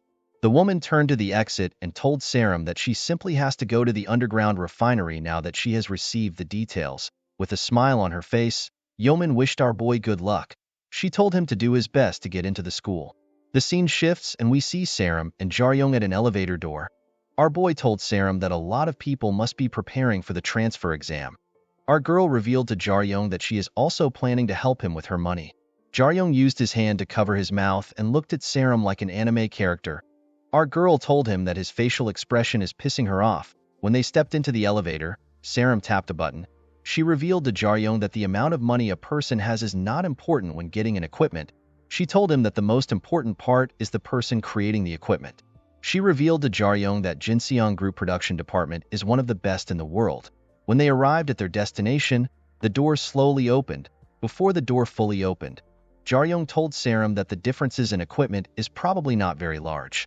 The moment he said this, our boy looked outside the elevator. Jaryong was shocked to see where he was at. The area was surrounded by lava. This place is the underground blacksmith. It is formerly known as the Boiling Abyss. With a confident smile on her face, Saram asked Jaryong to tell her what he thinks of the forge. She told him that he is in a place where he cannot pay to get an equipment. The moment Saram said this, Jaryong felt something terrifying behind him. Our boy quickly distanced himself from the monster. The huge monster had a jacket and a metallic hand. The monster was annoyed to see that Zeke woke him up during his weekend nap. He was more annoyed to see that Zeke did not come to the forge himself. Jaryong was surprised to see a monster talking. Saram quickly moved to our boy's front. She told Jaryong that the monster is the head of the production department. The monster sat on the ground and took out a huge cigar. He told our boy that he is not wrong. He told him that he is both a monster and the team leader of the production department in the eyes of humans. This monster is known as the Thunder Hammer Argeus. His species are known as Elder Titans. Argeus is a Korean citizen through special naturalization. The monster lit his cigar and asked our boy and Saram to tell him the person that Zeke wanted him to meet. Saram reminded Argeus that he was sent the data and the footage of the battle that took place. The monster told Sarum that such things are nonsense that humans care about. He told her that he has no interest in such useless things. He explained to our girl that his subordinates usually take care of the footages and other things. However, they did not come to work because it is the weekends. Argius decided to do things his own way because Zeke asked him to personally make the weapon. He asked Jaryong if his weapon is inside the bag he is holding. Our boy told him that it is. With a horrifying look on his face, Argius asked our boy to hunt him with his weapon. Sarum was shocked to hear the Titan's request. She asked him to tell her what he is doing. With a smile on his face, Argius explained to our girl that Jaryong has to prove he is worth his blood, sweat, and tears. He told her that he will not make a weapon for our boy if he cannot prove himself. The Titan explained to Sarum that Jaryong is a little different from other young ones. Our boy quickly stepped back when he sensed his presence, and he had the eyes of a person who is acquainted with hunting. Jaryong also possessed a refined sense of a warrior's hostility. Argius asked our boy to try to beat him. Jaryong smiled when he heard this. He took out his staff and threw his bag on the floor. He explained to Sarum that he does not back down from a challenge. The moment he said this, he rushed to attack the Titan. Argius was surprised to see Jaryong coming at him. Jaryong gathered his energy and hit the Titan in his chin with his needle technique. Unfortunately for our boy, his attack did not do anything to the Titan. Argius's cigar fell out of his mouth. With a horrifying look on his face, the Titan asked our boy to tell him where he got his weapon from. Jaryong could not comprehend what was happening. He was certain that he hit the Titan with his sharpest needle. Although there are several monsters our boy could not defeat in one strike, this was a completely different thing. Jaryong felt like he was hitting a mountain. Our boy quickly moved back. He felt like he was hitting something that was not alive. Sarum could not believe that our boy actually did something so stupid. All monsters are designated their danger ranks with stars. A mantis fly, for example, is a 1-star monster. Any monster with 1 star means that it is capable of killing humans. Most monsters at this rank can be killed by an adult male with a weapon. Monsters at 2 stars, such as the cluster raptor, can be defeated by trained military personnel armed with guns. 3-star monsters, such as the Titan ape, can be defeated by armed troops with armored weapons. In order to defeat 4-star monsters, such as the Democulus, ground troops are told to focus on civilian evacuation and preventing further damages. After the civilians have been evacuated, the monsters are defeated using long-range artillery and bombing strikes. However, the upper limit of what the military can handle is 4 stars. Any threat that is over 4 stars is on the level that modern military forces cannot handle. Even if they are able to defeat the monster, it will take an extraordinary amount of firepower which will result in irreversible damages. This is why those who can handle monsters are sent in order to reduce losses. In order to deal with such threats, an attack squad made up of the best adventurers is needed. Argius is a monster whose former danger rank is 7 stars. The Titan asked Jaryong to give him an answer to his question. Sarum trembled when she saw the look on the Titan's face. With a smile on his face, our boy asked the Titan if his weapon hurt him more than he expected. He asked Argius to tell him why he's so interested in his weapon. Argius pointed at Jaryong and warned him to think carefully about his response. He revealed to our boy that he made the weapon himself. Jaryong and Sarum were surprised to hear this. He stood up and crushed his cigar with his leg. He asked Jaryong to tell him why the weapon is with him, and not the person he actually created it for. Sarum became nervous when she heard this. She realized that Jaryong's weapon must be at least an A+ weapon if it was made by Argius. Such weapons would be registered in the association's database as soon as it is created. It will also have some information regarding its ownership and the exact location. Sarum knew that such weapons cannot be easily obtained by a smuggler. She wondered if Jaryong stole it from someone. With a smile on his face, Jaryong told Argius that he has no reason to tell him how he got the weapon. Sarum could not believe that our boy would act stupid in his current situation. She asked Jaryong to just tell Argius what he wants to hear. After hearing our boy's response, Argius told him that he will take his answer. He stretched out his hand and tried to slam Jaryong on the ground. The moment our boy saw Argius's hand, he immediately knew that he was going to die. He knew that he could not dodge this attack. His only way out is to block it. His needle technique would be useless because there is no weakness in the Titan's hand. The swell technique would not only be useless, but it will also kill him if he tries to absorb such an attack. Jaryong put his leg forward and took a stance. He decided to use the last technique he stole from his father. Our boy swung his staff at the Titan. When it comes to two forces ramming head-on into each other, the force that is bigger and stronger will always win. however. If the attack was not head-on, with a precise calculation of the angle and location, it is possible to redirect the direction of the force. Jaryong precisely calculated the attack and used his staff to push Argius's hand away. The Titan was shocked to see this. This technique was our boy's final weapon. Saram could not believe what she was seeing. She could not believe that Jaryong actually parried an attack from a 7-star monster. After blocking the attack, our boy ran to attack the Titan. He realized that the only weakness he could utilize was Argius's eye. He decided to attack the Titan's eye with his needle technique. Before Jaryong could reach his eye, the Titan grabbed him with his metallic hand. Our boy struggled to set himself free, but his efforts were worthless. Saram asked the Titan to not do anything to Jaryong. She told him that although Jaryong looks suspicious, he's still not allowed to kill him. She reminded Argius that he is not allowed to kill humans without knowing their circumstances. She reminded him that special naturalized species cannot hurt humans except in situations where they are personally in danger. She told Argius that if this rule is broken, he will lose his status as a naturalized species and he will be treated as a monster. The Titan let go of Jaryong and told the girl that he understands well. While our boy was shaking on the floor, Argius told Saram that he now knows why Jaryong had the weapon in his hands. The Titan finally understood why Zeke woke him up from his sleep. He apologized to our boy and told him that he has a right to hold the staff. The Titan told Jaryong that he will repay him for his mistake. He took a look at his hand and saw the place where our boy injured him. The Titan revealed to Saram that it has been 30 years since he last got an injury. While helping Jaryong up, Saram asked him if he knows what Argius is talking about.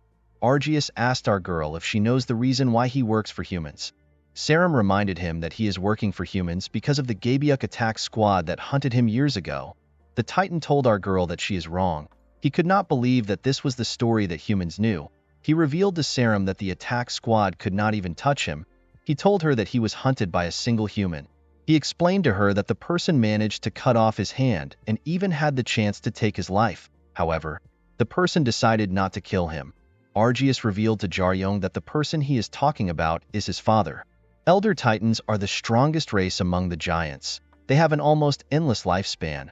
The Elder Titans were not many. The number of known Elder Titans on Earth is 10. While their pure physical abilities were beyond human comprehension, they were mostly known for their ability as equipment creators.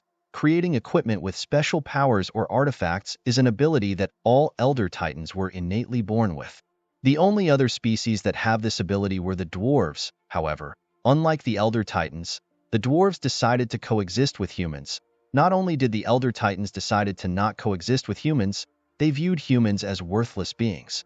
The scene shifts and we are taken back 30 years into the past. We see an attack squad trembling in front of a huge green monster with an helmet. The monster looked like a Spartan. This is the Argius subjugation operation carried out by the Gabyuk attack squad. This monster is known as Colossus B. It is an automatic doll created by Argius. Its danger rank is 4 stars. A woman known as Sunga asked her teammate if the communication with the headquarters are still down. Sunga is a damage dealer for Team 9 of Gabyuk attack squad. Another member of the attack squad whose name is Kim Youngmo tells the woman that all magic communication lines are down.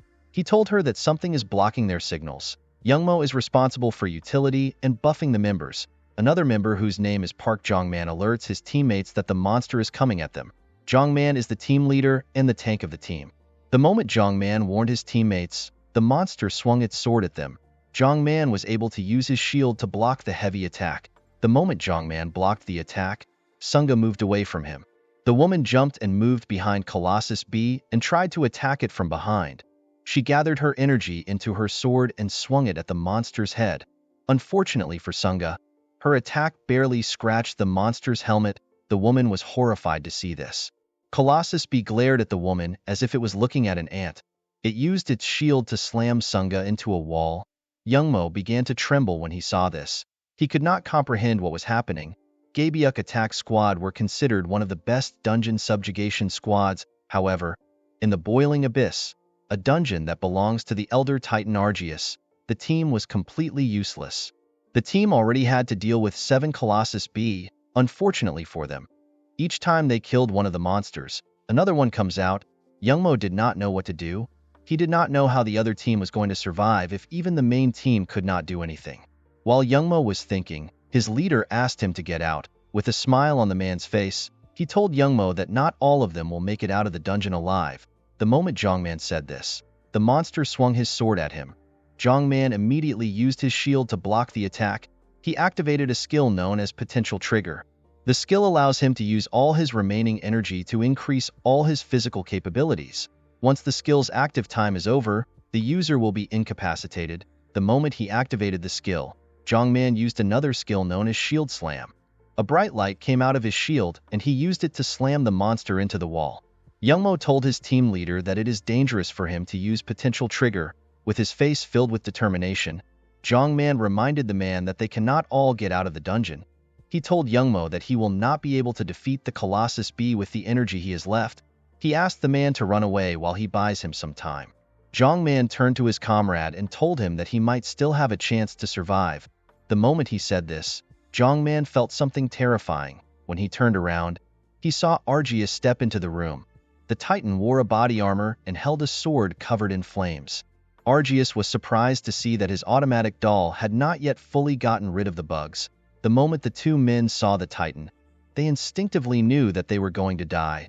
While Youngmo was trembling in fear, Jongman grit his teeth and asked him to run away. Immediately he said this, he charged at Argeus with his shield.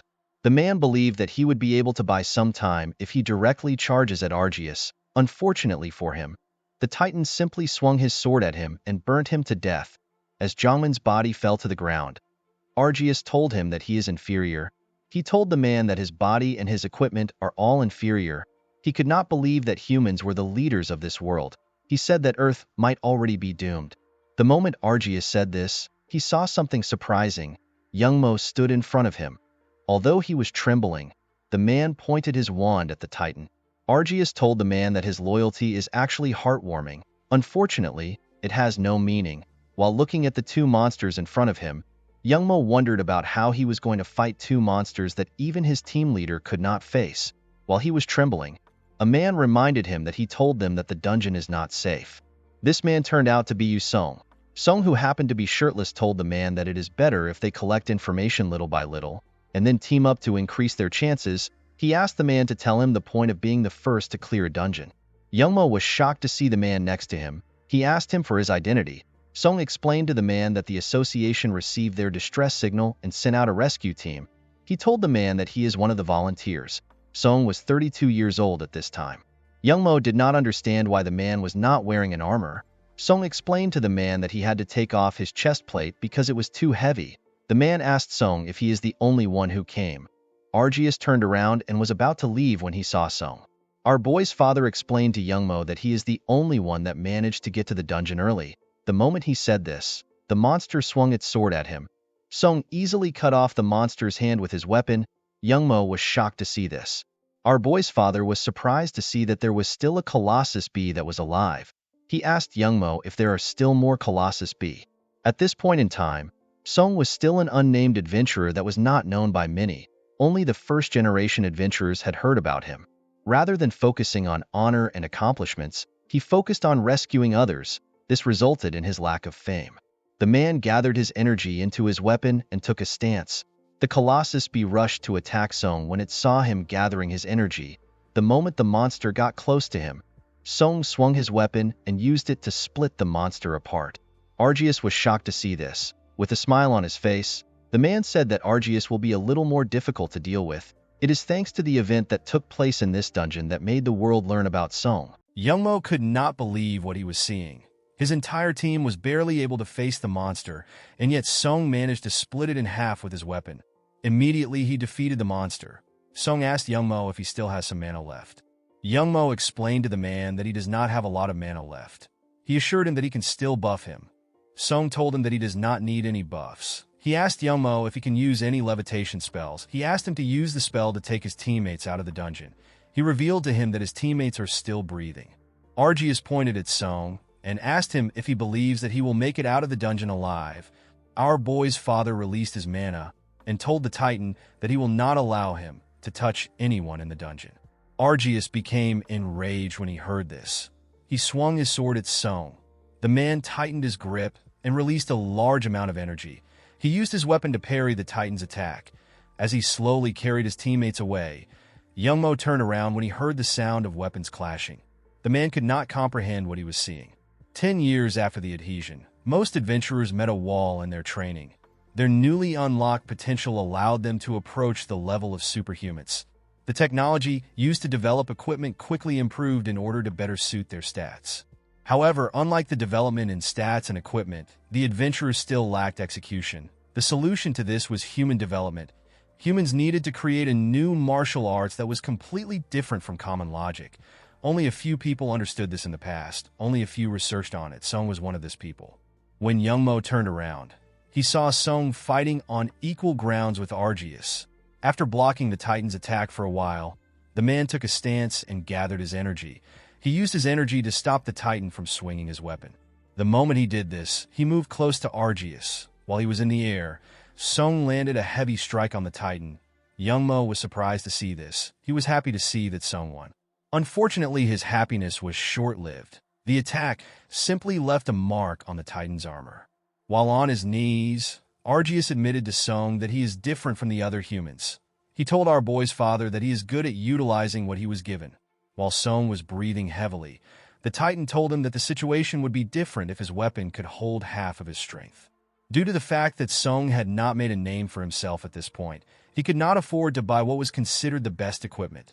The man smiled and told Argius that it is not the first time such a thing will happen to him. The moment he said this, the man turned around to see Youngmo. He was happy to see that the healer had reached the gate and was about to take his teammates out. While Song was looking at the exit, Argius rushed to attack him. Song managed to block the attack with his weapon. The Titan told our boy's father that his skill to block and redirect attacks is one of the best among humans. However, the axe which Song was using was much poorer than any weapon that Argius had ever seen. The Titan told the man that his axe will be damaged even if he manages to redirect his attack. The moment he said this, he raised his sword up and told Song that the fight is over. Immediately he said this, he swung his fire sword at the man. Song grit his teeth and used his axe to block the attack. Argius was shocked to see this. He was surprised to see that Jaryong's father did not redirect his attacks. Instead, he blocked it head-on. Song took a stance and gathered his energy. The man used a skill that utilizes the strength of the opponent's attack by rebounding it back. This skill is Swell, the skill which Jaryong later learned. However, when it came to the user's physical strength, experience, and execution, Song was on a whole different level. His martial arts was that of a hero. Argius rushed to attack the man when he saw him coming closer. According to the Titan, Song's strike killed the monster in him. He told Jaryong that the moment he lost his father, his life belonged to him. However, Song decided not to kill him. Argius could only tremble as he watched Song stand on him. He could not believe that a solo adventurer managed to complete a dungeon, which the Gabiek attack squad failed to do. Elder Titans are beings that will never bow their heads to beings they consider inferior. However, Argius made up his mind. He asked for time and was exiled by humans. Sarum remembered how shocked the world was when they found out that an Elder Titan surrendered. Eventually, Argius was given his citizenship. The fact that he did not kill anyone helped him convince the people. However, it did not change the fact that he had committed several crimes. The Titan was forced to work at the equipment department in order to pay for his crimes. Sarum could not believe that the dungeon was cleared by a single adventurer. This was completely different from what she learned about. Argius revealed to Jaryong that he made the staff he is holding to honor his father. Although Song never asked for the weapon, the Titan made it for him because he deemed him worthy of holding such a weapon. Jaryong was surprised to hear this. He did not know about the story behind the staff. Although it was solid, our boy never thought that his staff had any special properties. The debt collectors also thought the same way, so they decided to not take the staff. Argius felt embarrassed when he heard this. He revealed to Jaryong that the staff is actually only good at hitting people with blunt force. Sarum did not understand what the two were talking about. Argius explained to our boy that he made the weapon like this because his father never used a staff. Jaryong was surprised to hear this. The Titan revealed to our boy that he originally planned on making an axe. He planned on completing the axe once Song sent him the material for the blade. However, Argius lost communication with Song at some point. The Titan did not know that our boy's father was poisoned. Since he was not able to leave the forge, Argius decided to send Song what he had completed. Seeing that Jaryong had the weapon in his hands, Argius realized that he would not be able to complete the weapon for the man he wanted to give.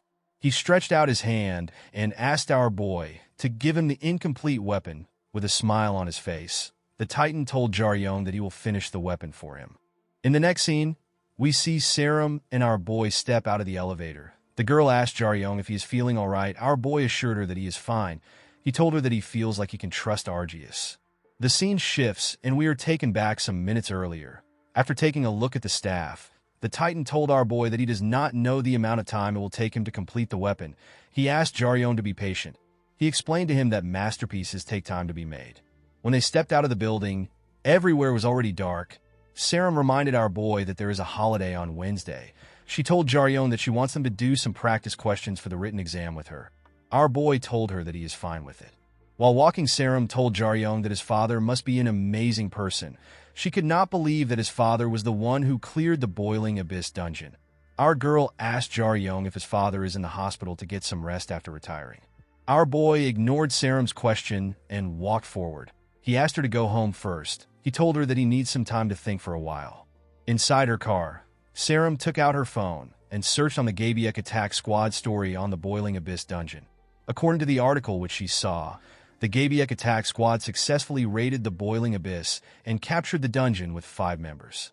Sarum was certain that this was the story she knew about. Upon realizing that Argius' story might be true, Sarum realized that this 5 adventurers who were considered legends stole the achievements of another adventurer. Our girl believed that Argius had no reason to lie to her. While remembering how skilled Jaryong is, Sarum believed that it made sense for his father to be someone that is incredibly strong. Our girl was not surprised to see that some people stole Jaryong's father's achievements, because there are several events like this in the past. This is because no one knows what happens inside a dungeon. While thinking, Sarum remembered a famous event that took place in the past. She remembered the time when people referred to our boy's father as fake dragon slayer Yoo Jaryong.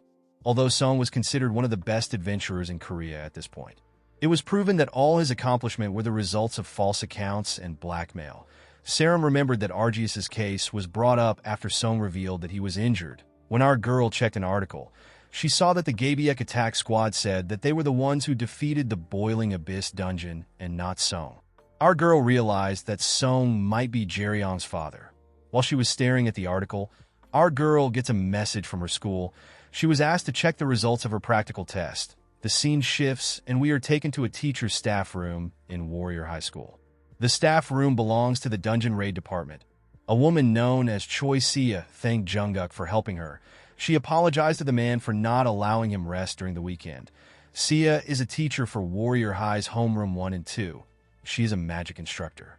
Jungkook asked her not to worry about it. He reminded her that it is still her first year as a teacher. He explained to her that it is important for him to look at the result of the first-year students. Sia told Jungkook that everything at the school is beyond her expectations. She told the man that the students are performing on a level that is incomparable to when she was a student. The woman asked Jungkook if he expected that the position of first place would go to a particular person. The man told the woman that the result could not have been easily predicted. Sarum was also surprised to see who took first place. Currently, among the first-year students, there are 3 students who are considered geniuses within their class. Coincidentally, all 3 are half-bloods. The first is Diav Choi. Diav inherited his talent as a swordsman from his father. His father is a white-class adventurer. He inherited his magical prowess from his elven mother. Thanks to this, he is a perfect magic swordsman. The second person is Anisha Esker Sarum. Anisha is a half-blood that possesses a mana pool and mana control that is better than most pure-blood elves. It is believed that she will be able to easily reach the level of Grand Magicians. The insane girl was annoyed to see the result. She used her magic to blow up the cup she was holding. The third student is a boy born between a human and an elf. The boy possessed the strength and durability of a dwarf with the flexibility and reflexes of a human. Due to the fact that he had a body that possessed the advantages of 2 species, this boy possessed the greatest physical body in the world. The boy's name is Tyr Velkason. His Korean name is Suk Cheol Kong, and he is the first place of the second semester midterm. Sia did not find it weird that Cheol Kong managed to get first place. She knew that he was as capable as the other 2 geniuses. The woman was only surprised because first place usually goes to Diav or Anisha. Even if the event was simply a test, Sia found it amazing that Cheol Kong managed to take first place even though he is a solo adventurer. Jungkook told the woman that Cheol Kong might have gotten more points because he went in alone. He explained to her that Cheol Kong has other qualities other than his large build. While looking at her coffee, Sia revealed to the man that she is worried about Cheol Kang. She believed that the boy could do more because he has talent and the potential to become an amazing leader. She explained to Jungkook that Cheol Kong does not seem interested in getting to know other students. Even students from other departments are scared to get close to him. Sia told the man that this action will affect Cheol Kong later, because there is a limit on what a person can do alone. She told him that it will be nice if Cheol Kong got a friend. The man told Sia that she does not need to worry about this problem. The woman was surprised to hear this. Jungkook stood up and explained to the woman that there are times when there are things going on that they do not notice.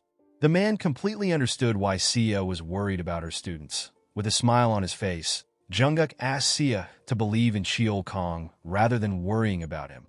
He assured her that the boy will do something by himself. For days later, we were taken to the streets. At 11:30 a.m., we see two guys talking as they walk together. One of the guys talking bumps into someone and his coffee spills out. The guy turned and was about to start yelling. He quickly kept quiet when he saw the build of the person standing in front of him. To the man's surprise, Cheol Kong apologized for bumping into him. The man was terrified of Cheol Kong. He apologized to the boy and begged him to forgive him. As the two men ran away, Cheol Kong took a look at his shirt. The boy did not know why he was so unlucky. The stain on his shirt made him miss his mother. The scene shifts, and we see a younger Cheol Kong asking his mother if tteokbokki is really amazing. The woman told him that the dish is quite nice. She explained to her son that she cannot make it for him because she cannot cook. The woman, whose name is Suk Yubin, is known for her accomplishment in Northern Europe as a famous Korean adventurer. Yubin told her son plenty stories regarding her memories of her home country. Due to this, Cheol Kong naturally grew an admiration for the Korean culture and the people. Thanks to the natural talent he had, Cheol Kong was able to get into Warrior High after passing the special transfer exam. The only issue the boy had was that he was extremely introverted. The scene shifts, and we see some students talking in the class. Cheol Kong, who was at the back of the class, began to think of ways he could join their conversation. The boy wanted to talk to the boys in front of him, but he was not confident in his ability to speak the Korean language. He wondered if the boys would make fun of his pronunciations. This is a common worry that a lot of introverts have. Even if they know how to speak the language, talking to others is not easy for them. Cheol Kong was annoyed to see that he had such a meek personality. The boy let out a sigh out of frustration. The boys in the class were terrified when they heard Cheol Kong sigh. They quickly apologized to him for speaking loudly and left the class. Cheol Kong did not understand what was happening. He did not know why the boys apologized to him. Thanks to his shy personality, the boy unintentionally became a lone wolf in the first semester. The scene shifts, and we are taken back to the present. While walking in the street, Cheol Kong saw some boys going into a PC cafe. The boy remembered that his mother told him that she went to karaoke and PC cafe with her friends. She and her friends used to play a lot of games and order tons of food. Cheol Kong decided to check the cafe out. Inside the cafe, the boy struggled to register himself. He did not know how to operate the machine. Next to the boy was a person on a call. The boy on the call asked someone to tell him when she will arrive. While struggling to register himself, Cheol Kong turned around to see people behind him. Everyone seemed to be waiting for him to finish. Of course, no one could complain when they saw his build. Upon seeing that he is holding up the line, the boy decided to leave. He did not see any point in being at the cafe alone. Before he could leave, someone explains to him that he cannot register as a member at the current machine. The person told him that he can only put in his account details so that he can be charged. He will need to register at another place. Cheol Kong was surprised to hear this. The person talking to the boy turns out to be Jaryong. With a smile on his face, our boy told Cheol Kong that he will show him how to register. The scene shifts, and we see Jaryong showing Cheol Kong how to register his name in the cafe. After showing him how to register, our boy told Cheol Kong that he will need to go back to the machine at the front to pay. He told him that he can sit anywhere and start playing once he pays. Cheol Kong thanked our boy for his kindness. Jaryong noticed that Cheol Kong could fluently speak Korean even though he was a foreigner. He was quite surprised to see that Cheol Kong was acting like someone who has never been to a PC bang. While sitting, Jaryong took out his phone. He was annoyed to see that Serum had not yet arrived. He texted our girl to know what she was doing. Serum apologized to our boy for running late. Jaryong felt bad that he arrived to the PC Bang early. He realized that he should have gone to the black market first. The scene shifts, and we are taken back a few days earlier. We see our boy holding an unknown item. Jaryong found this item when he checked the sack that he took from the mission Jaewon gave him. The item felt quite smooth to Jaryong. He decided to get the item appraised later. Our boy knew that it would not be smart for him to sell anything relating to the Imperial Wasp. He realized that it would be better for him to sell Serum's necklace if he needs some money. Serum's necklace is known as Enkill's Blood. The item is gotten from one of the 3 disasters of the Agar jungle. The monster is known as the Tyrant of the Land. Its name is Enkill. Over the past decades, countless number of attack squad have been created and sent to attack and kill. There hasn't been a single attack squad that succeeded in subjugating it. The best that they have managed to do is to collect a couple of loose scales and an extremely small amount of blood. Due to this, after the government forbid the hunting of Enkill, items relating to the monster became worth fortunes beyond comprehension. Jaryong had planned to meet up with Serum and later go to the black market at night to sell the item. Unfortunately, Serum had now messed up his plan. While Jaryong was thinking, Cheol Kong moved close to the chair next to him and told him that the space is the only space left in the PC Bang. Our boy was not surprised to see that the place was packed. He told Cheol Kong that it is expected because they are in the afternoon on a weekend. He asked the boy to sit down. He told him that he is not expecting anyone else. Cheol Kong inserted his username and logged into the PC. The boy did not see any special games available to play. He noticed that his system at home actually has better specs than the computer in front of him.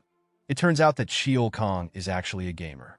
While trying to set up a game, Jaryong looked at his computer and asked him if he is playing Heroes of Chaos. The boy told him that he is. Jaryong was surprised to see that Cheol Kong is around the same rank as him.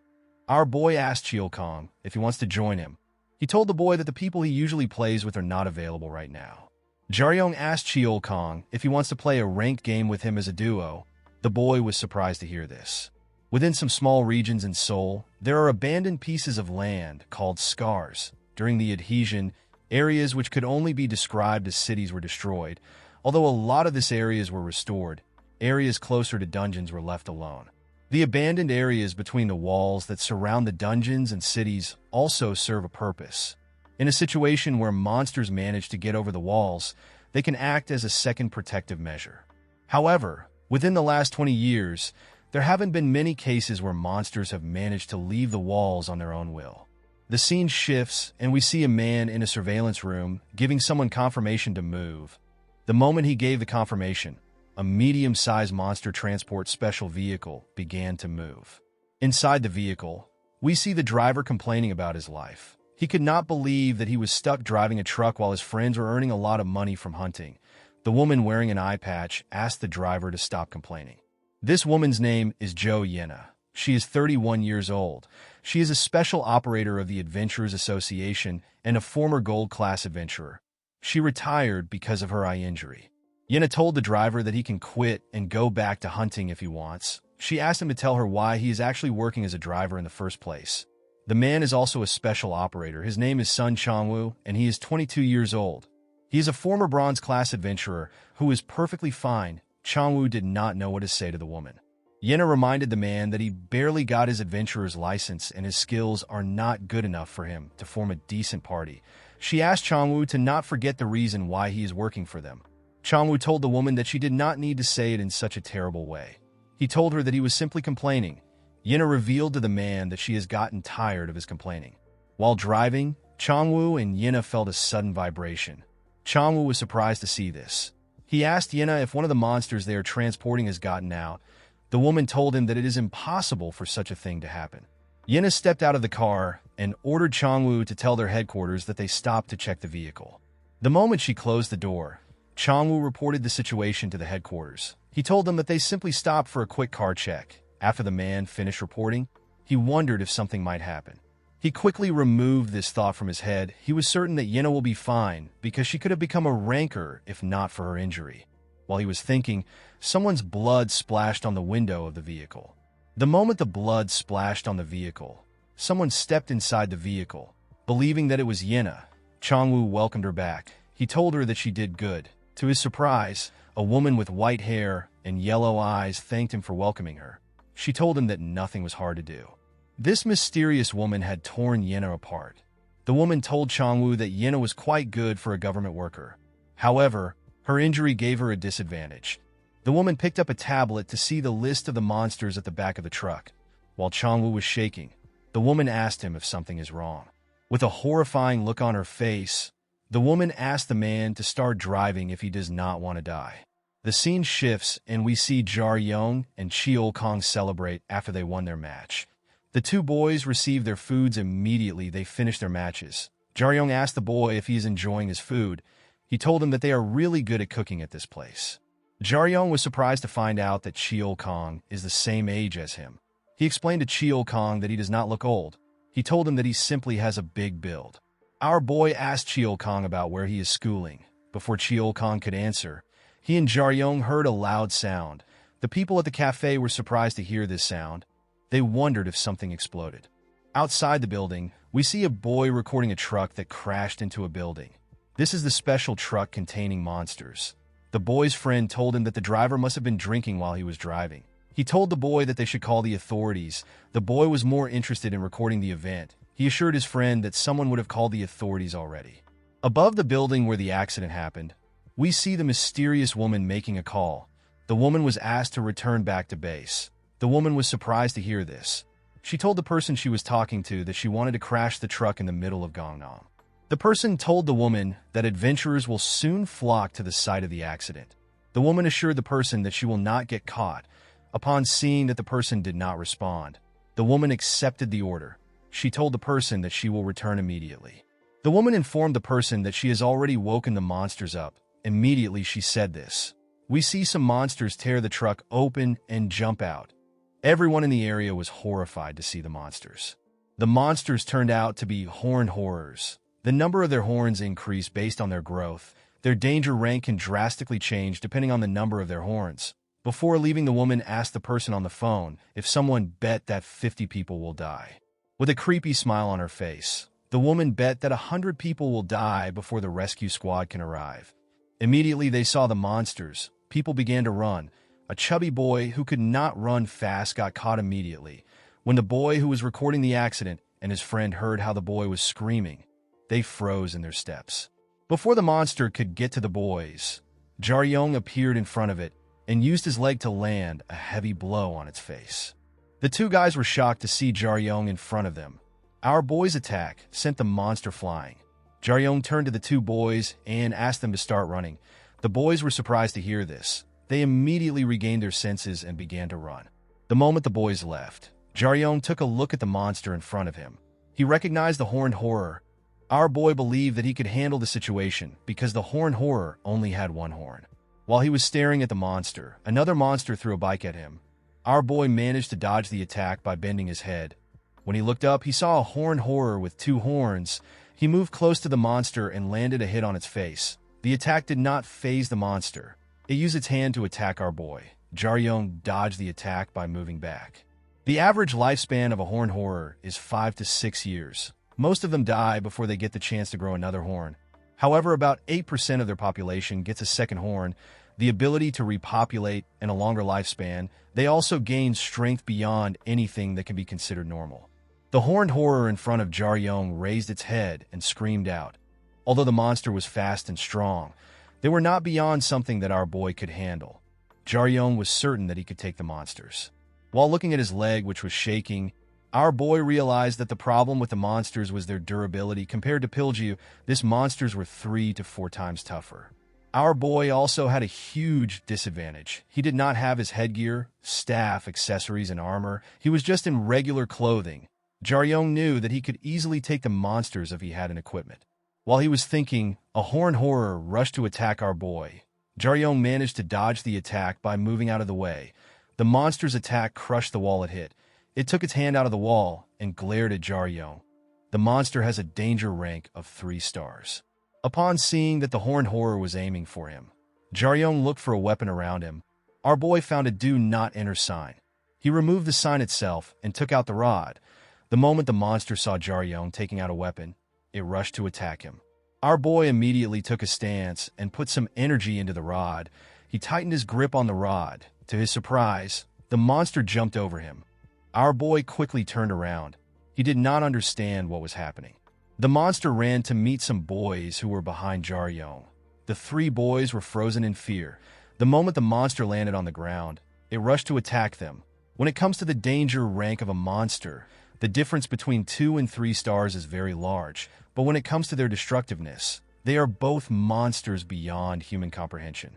Humans have no choice but to slaughter them, but even if a skilled adventurer was to deal with the monsters, there is a limit to what the adventurer can do without equipment or supportive magic.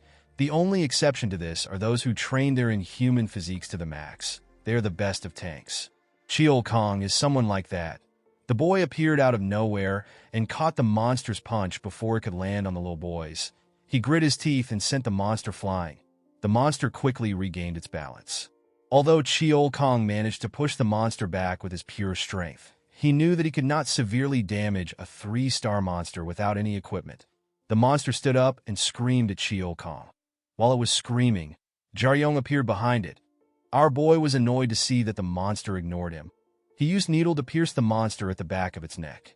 Cheol Kong was surprised to see this. The monster fell to the ground and died. Our boy took a look at Cheol Kong. Immediately, he killed the monster. While they were staring at each other, the two boys heard a loud explosion. When they turned to the direction of the sound, they saw the nearby buildings destroyed. Jaryong was surprised to see that the monsters could cause such a destruction in just 1 minute. Cheol Kong explained to our boy that it will take a few minutes for the rescue team to arrive. Although the emergency alarm went off, it will still take some time before the rescue team arrives because no one expected such an accident. Cheol Kong knew how to use taunting call. It is a basic skill that every tank should know. The tanks scream at a much higher frequency, thereby attracting the attention of every monster that is nearby. As someone dreaming to become an adventurer, Cheol Kong already made up his mind. He was willing to attract the attention of the horde to himself until the rescue team arrives. However, the boy could not ask Jaryong to help him. He did not know how to tell a boy who he just met to risk his life with him. All they have done is play video games for a couple hours with each other. Cheol Kong asked our boy to go inside. To his surprise, Jaryong asked him to scream. He told the boy to attract the monsters to them.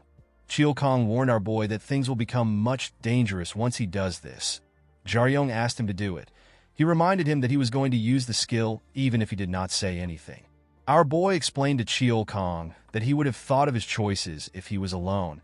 He told the boy that he does not need to think about it since he is not alone.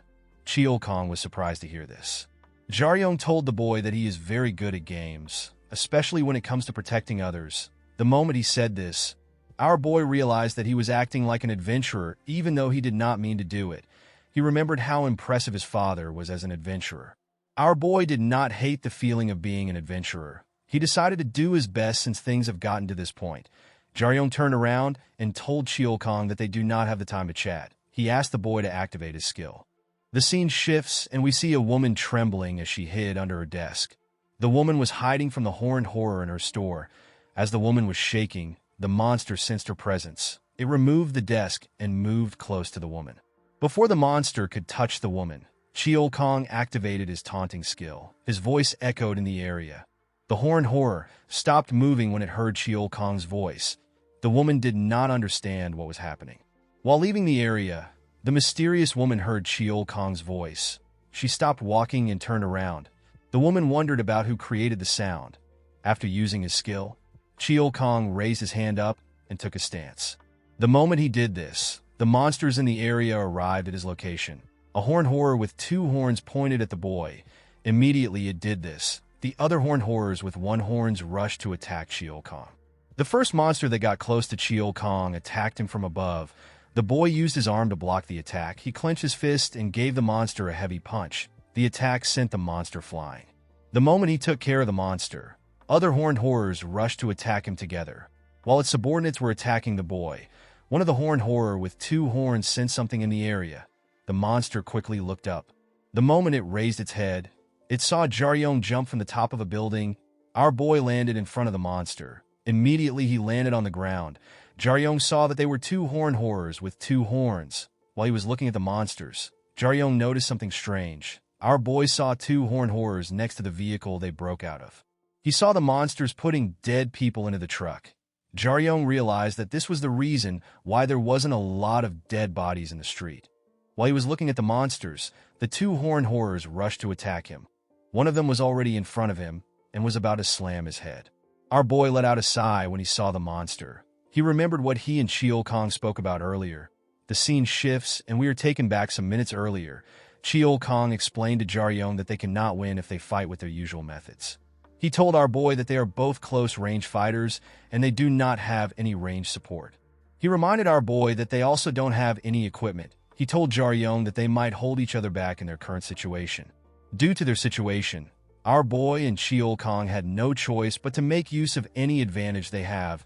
Cheol Kong decided to take the weaker horned horrors because he is a tank. He asked Jaryong to take the stronger monsters because he is a damage dealer. The scene shifts, and we are taken back to the present. Our boy dodged the monster's attack and appeared in front of the other horned horror. The monster tried to punch Jaryong's head. Our boy easily dodged the attack by bending his head. While he was below the monster, he launched several attacks at a crazy speed. The moment he did this, he moved past the monster. The horned horror was surprised to see what Jaryong did to its body. Our boy turned around to see the monster. He noticed that the attack he used was much weaker than his needle technique. Although it was much weaker, Jaryong was certain that the attack would have finished the monster if he used it with his original staff. Even though he did not know the material that was used to make his staff, our boy knew that it was ridiculously strong. With an ordinary road sign that was made out of aluminum and iron alloy, there was not much that our boy could do. The horned horror rushed to attack our boy. As the monster came closer to him, Jaryong realized that he is slowly understanding something. Our boy remembered how Zeke fought with him with his bare hands. Excluding a couple of blows, Jaryong noticed that most of Zeke's attacks were neither fast nor strong. He realized that Zeke's attacks were simply slowing down his movements. When the monster got close to Jaryong, it swung its hand at him. Before its hand could touch him, our boy landed a quick attack on its face. The moment he did this, the monster tried to attack him again. Our boy dodged the attack by going low. He tightened his grip and attacked the monster's head. In the worst of conditions, even the smallest mistake can cost a person their life. However, Jaryong did not care. He decided to use this chance as an opportunity to grow and improve, one step at a time. Jaryong smiled when he saw that his attack landed on the monster. He managed to destroy one of the monster's horns. He went low and hit the monster on its knee. The horned horror tripped and fell to the ground. The other horned horror rushed to attack our boy when it saw this. While remembering Zeke's movements, our boy imitated him and dodged the monster's attacks carefully. After his father, Zeke was the only strong person that Jaryong met.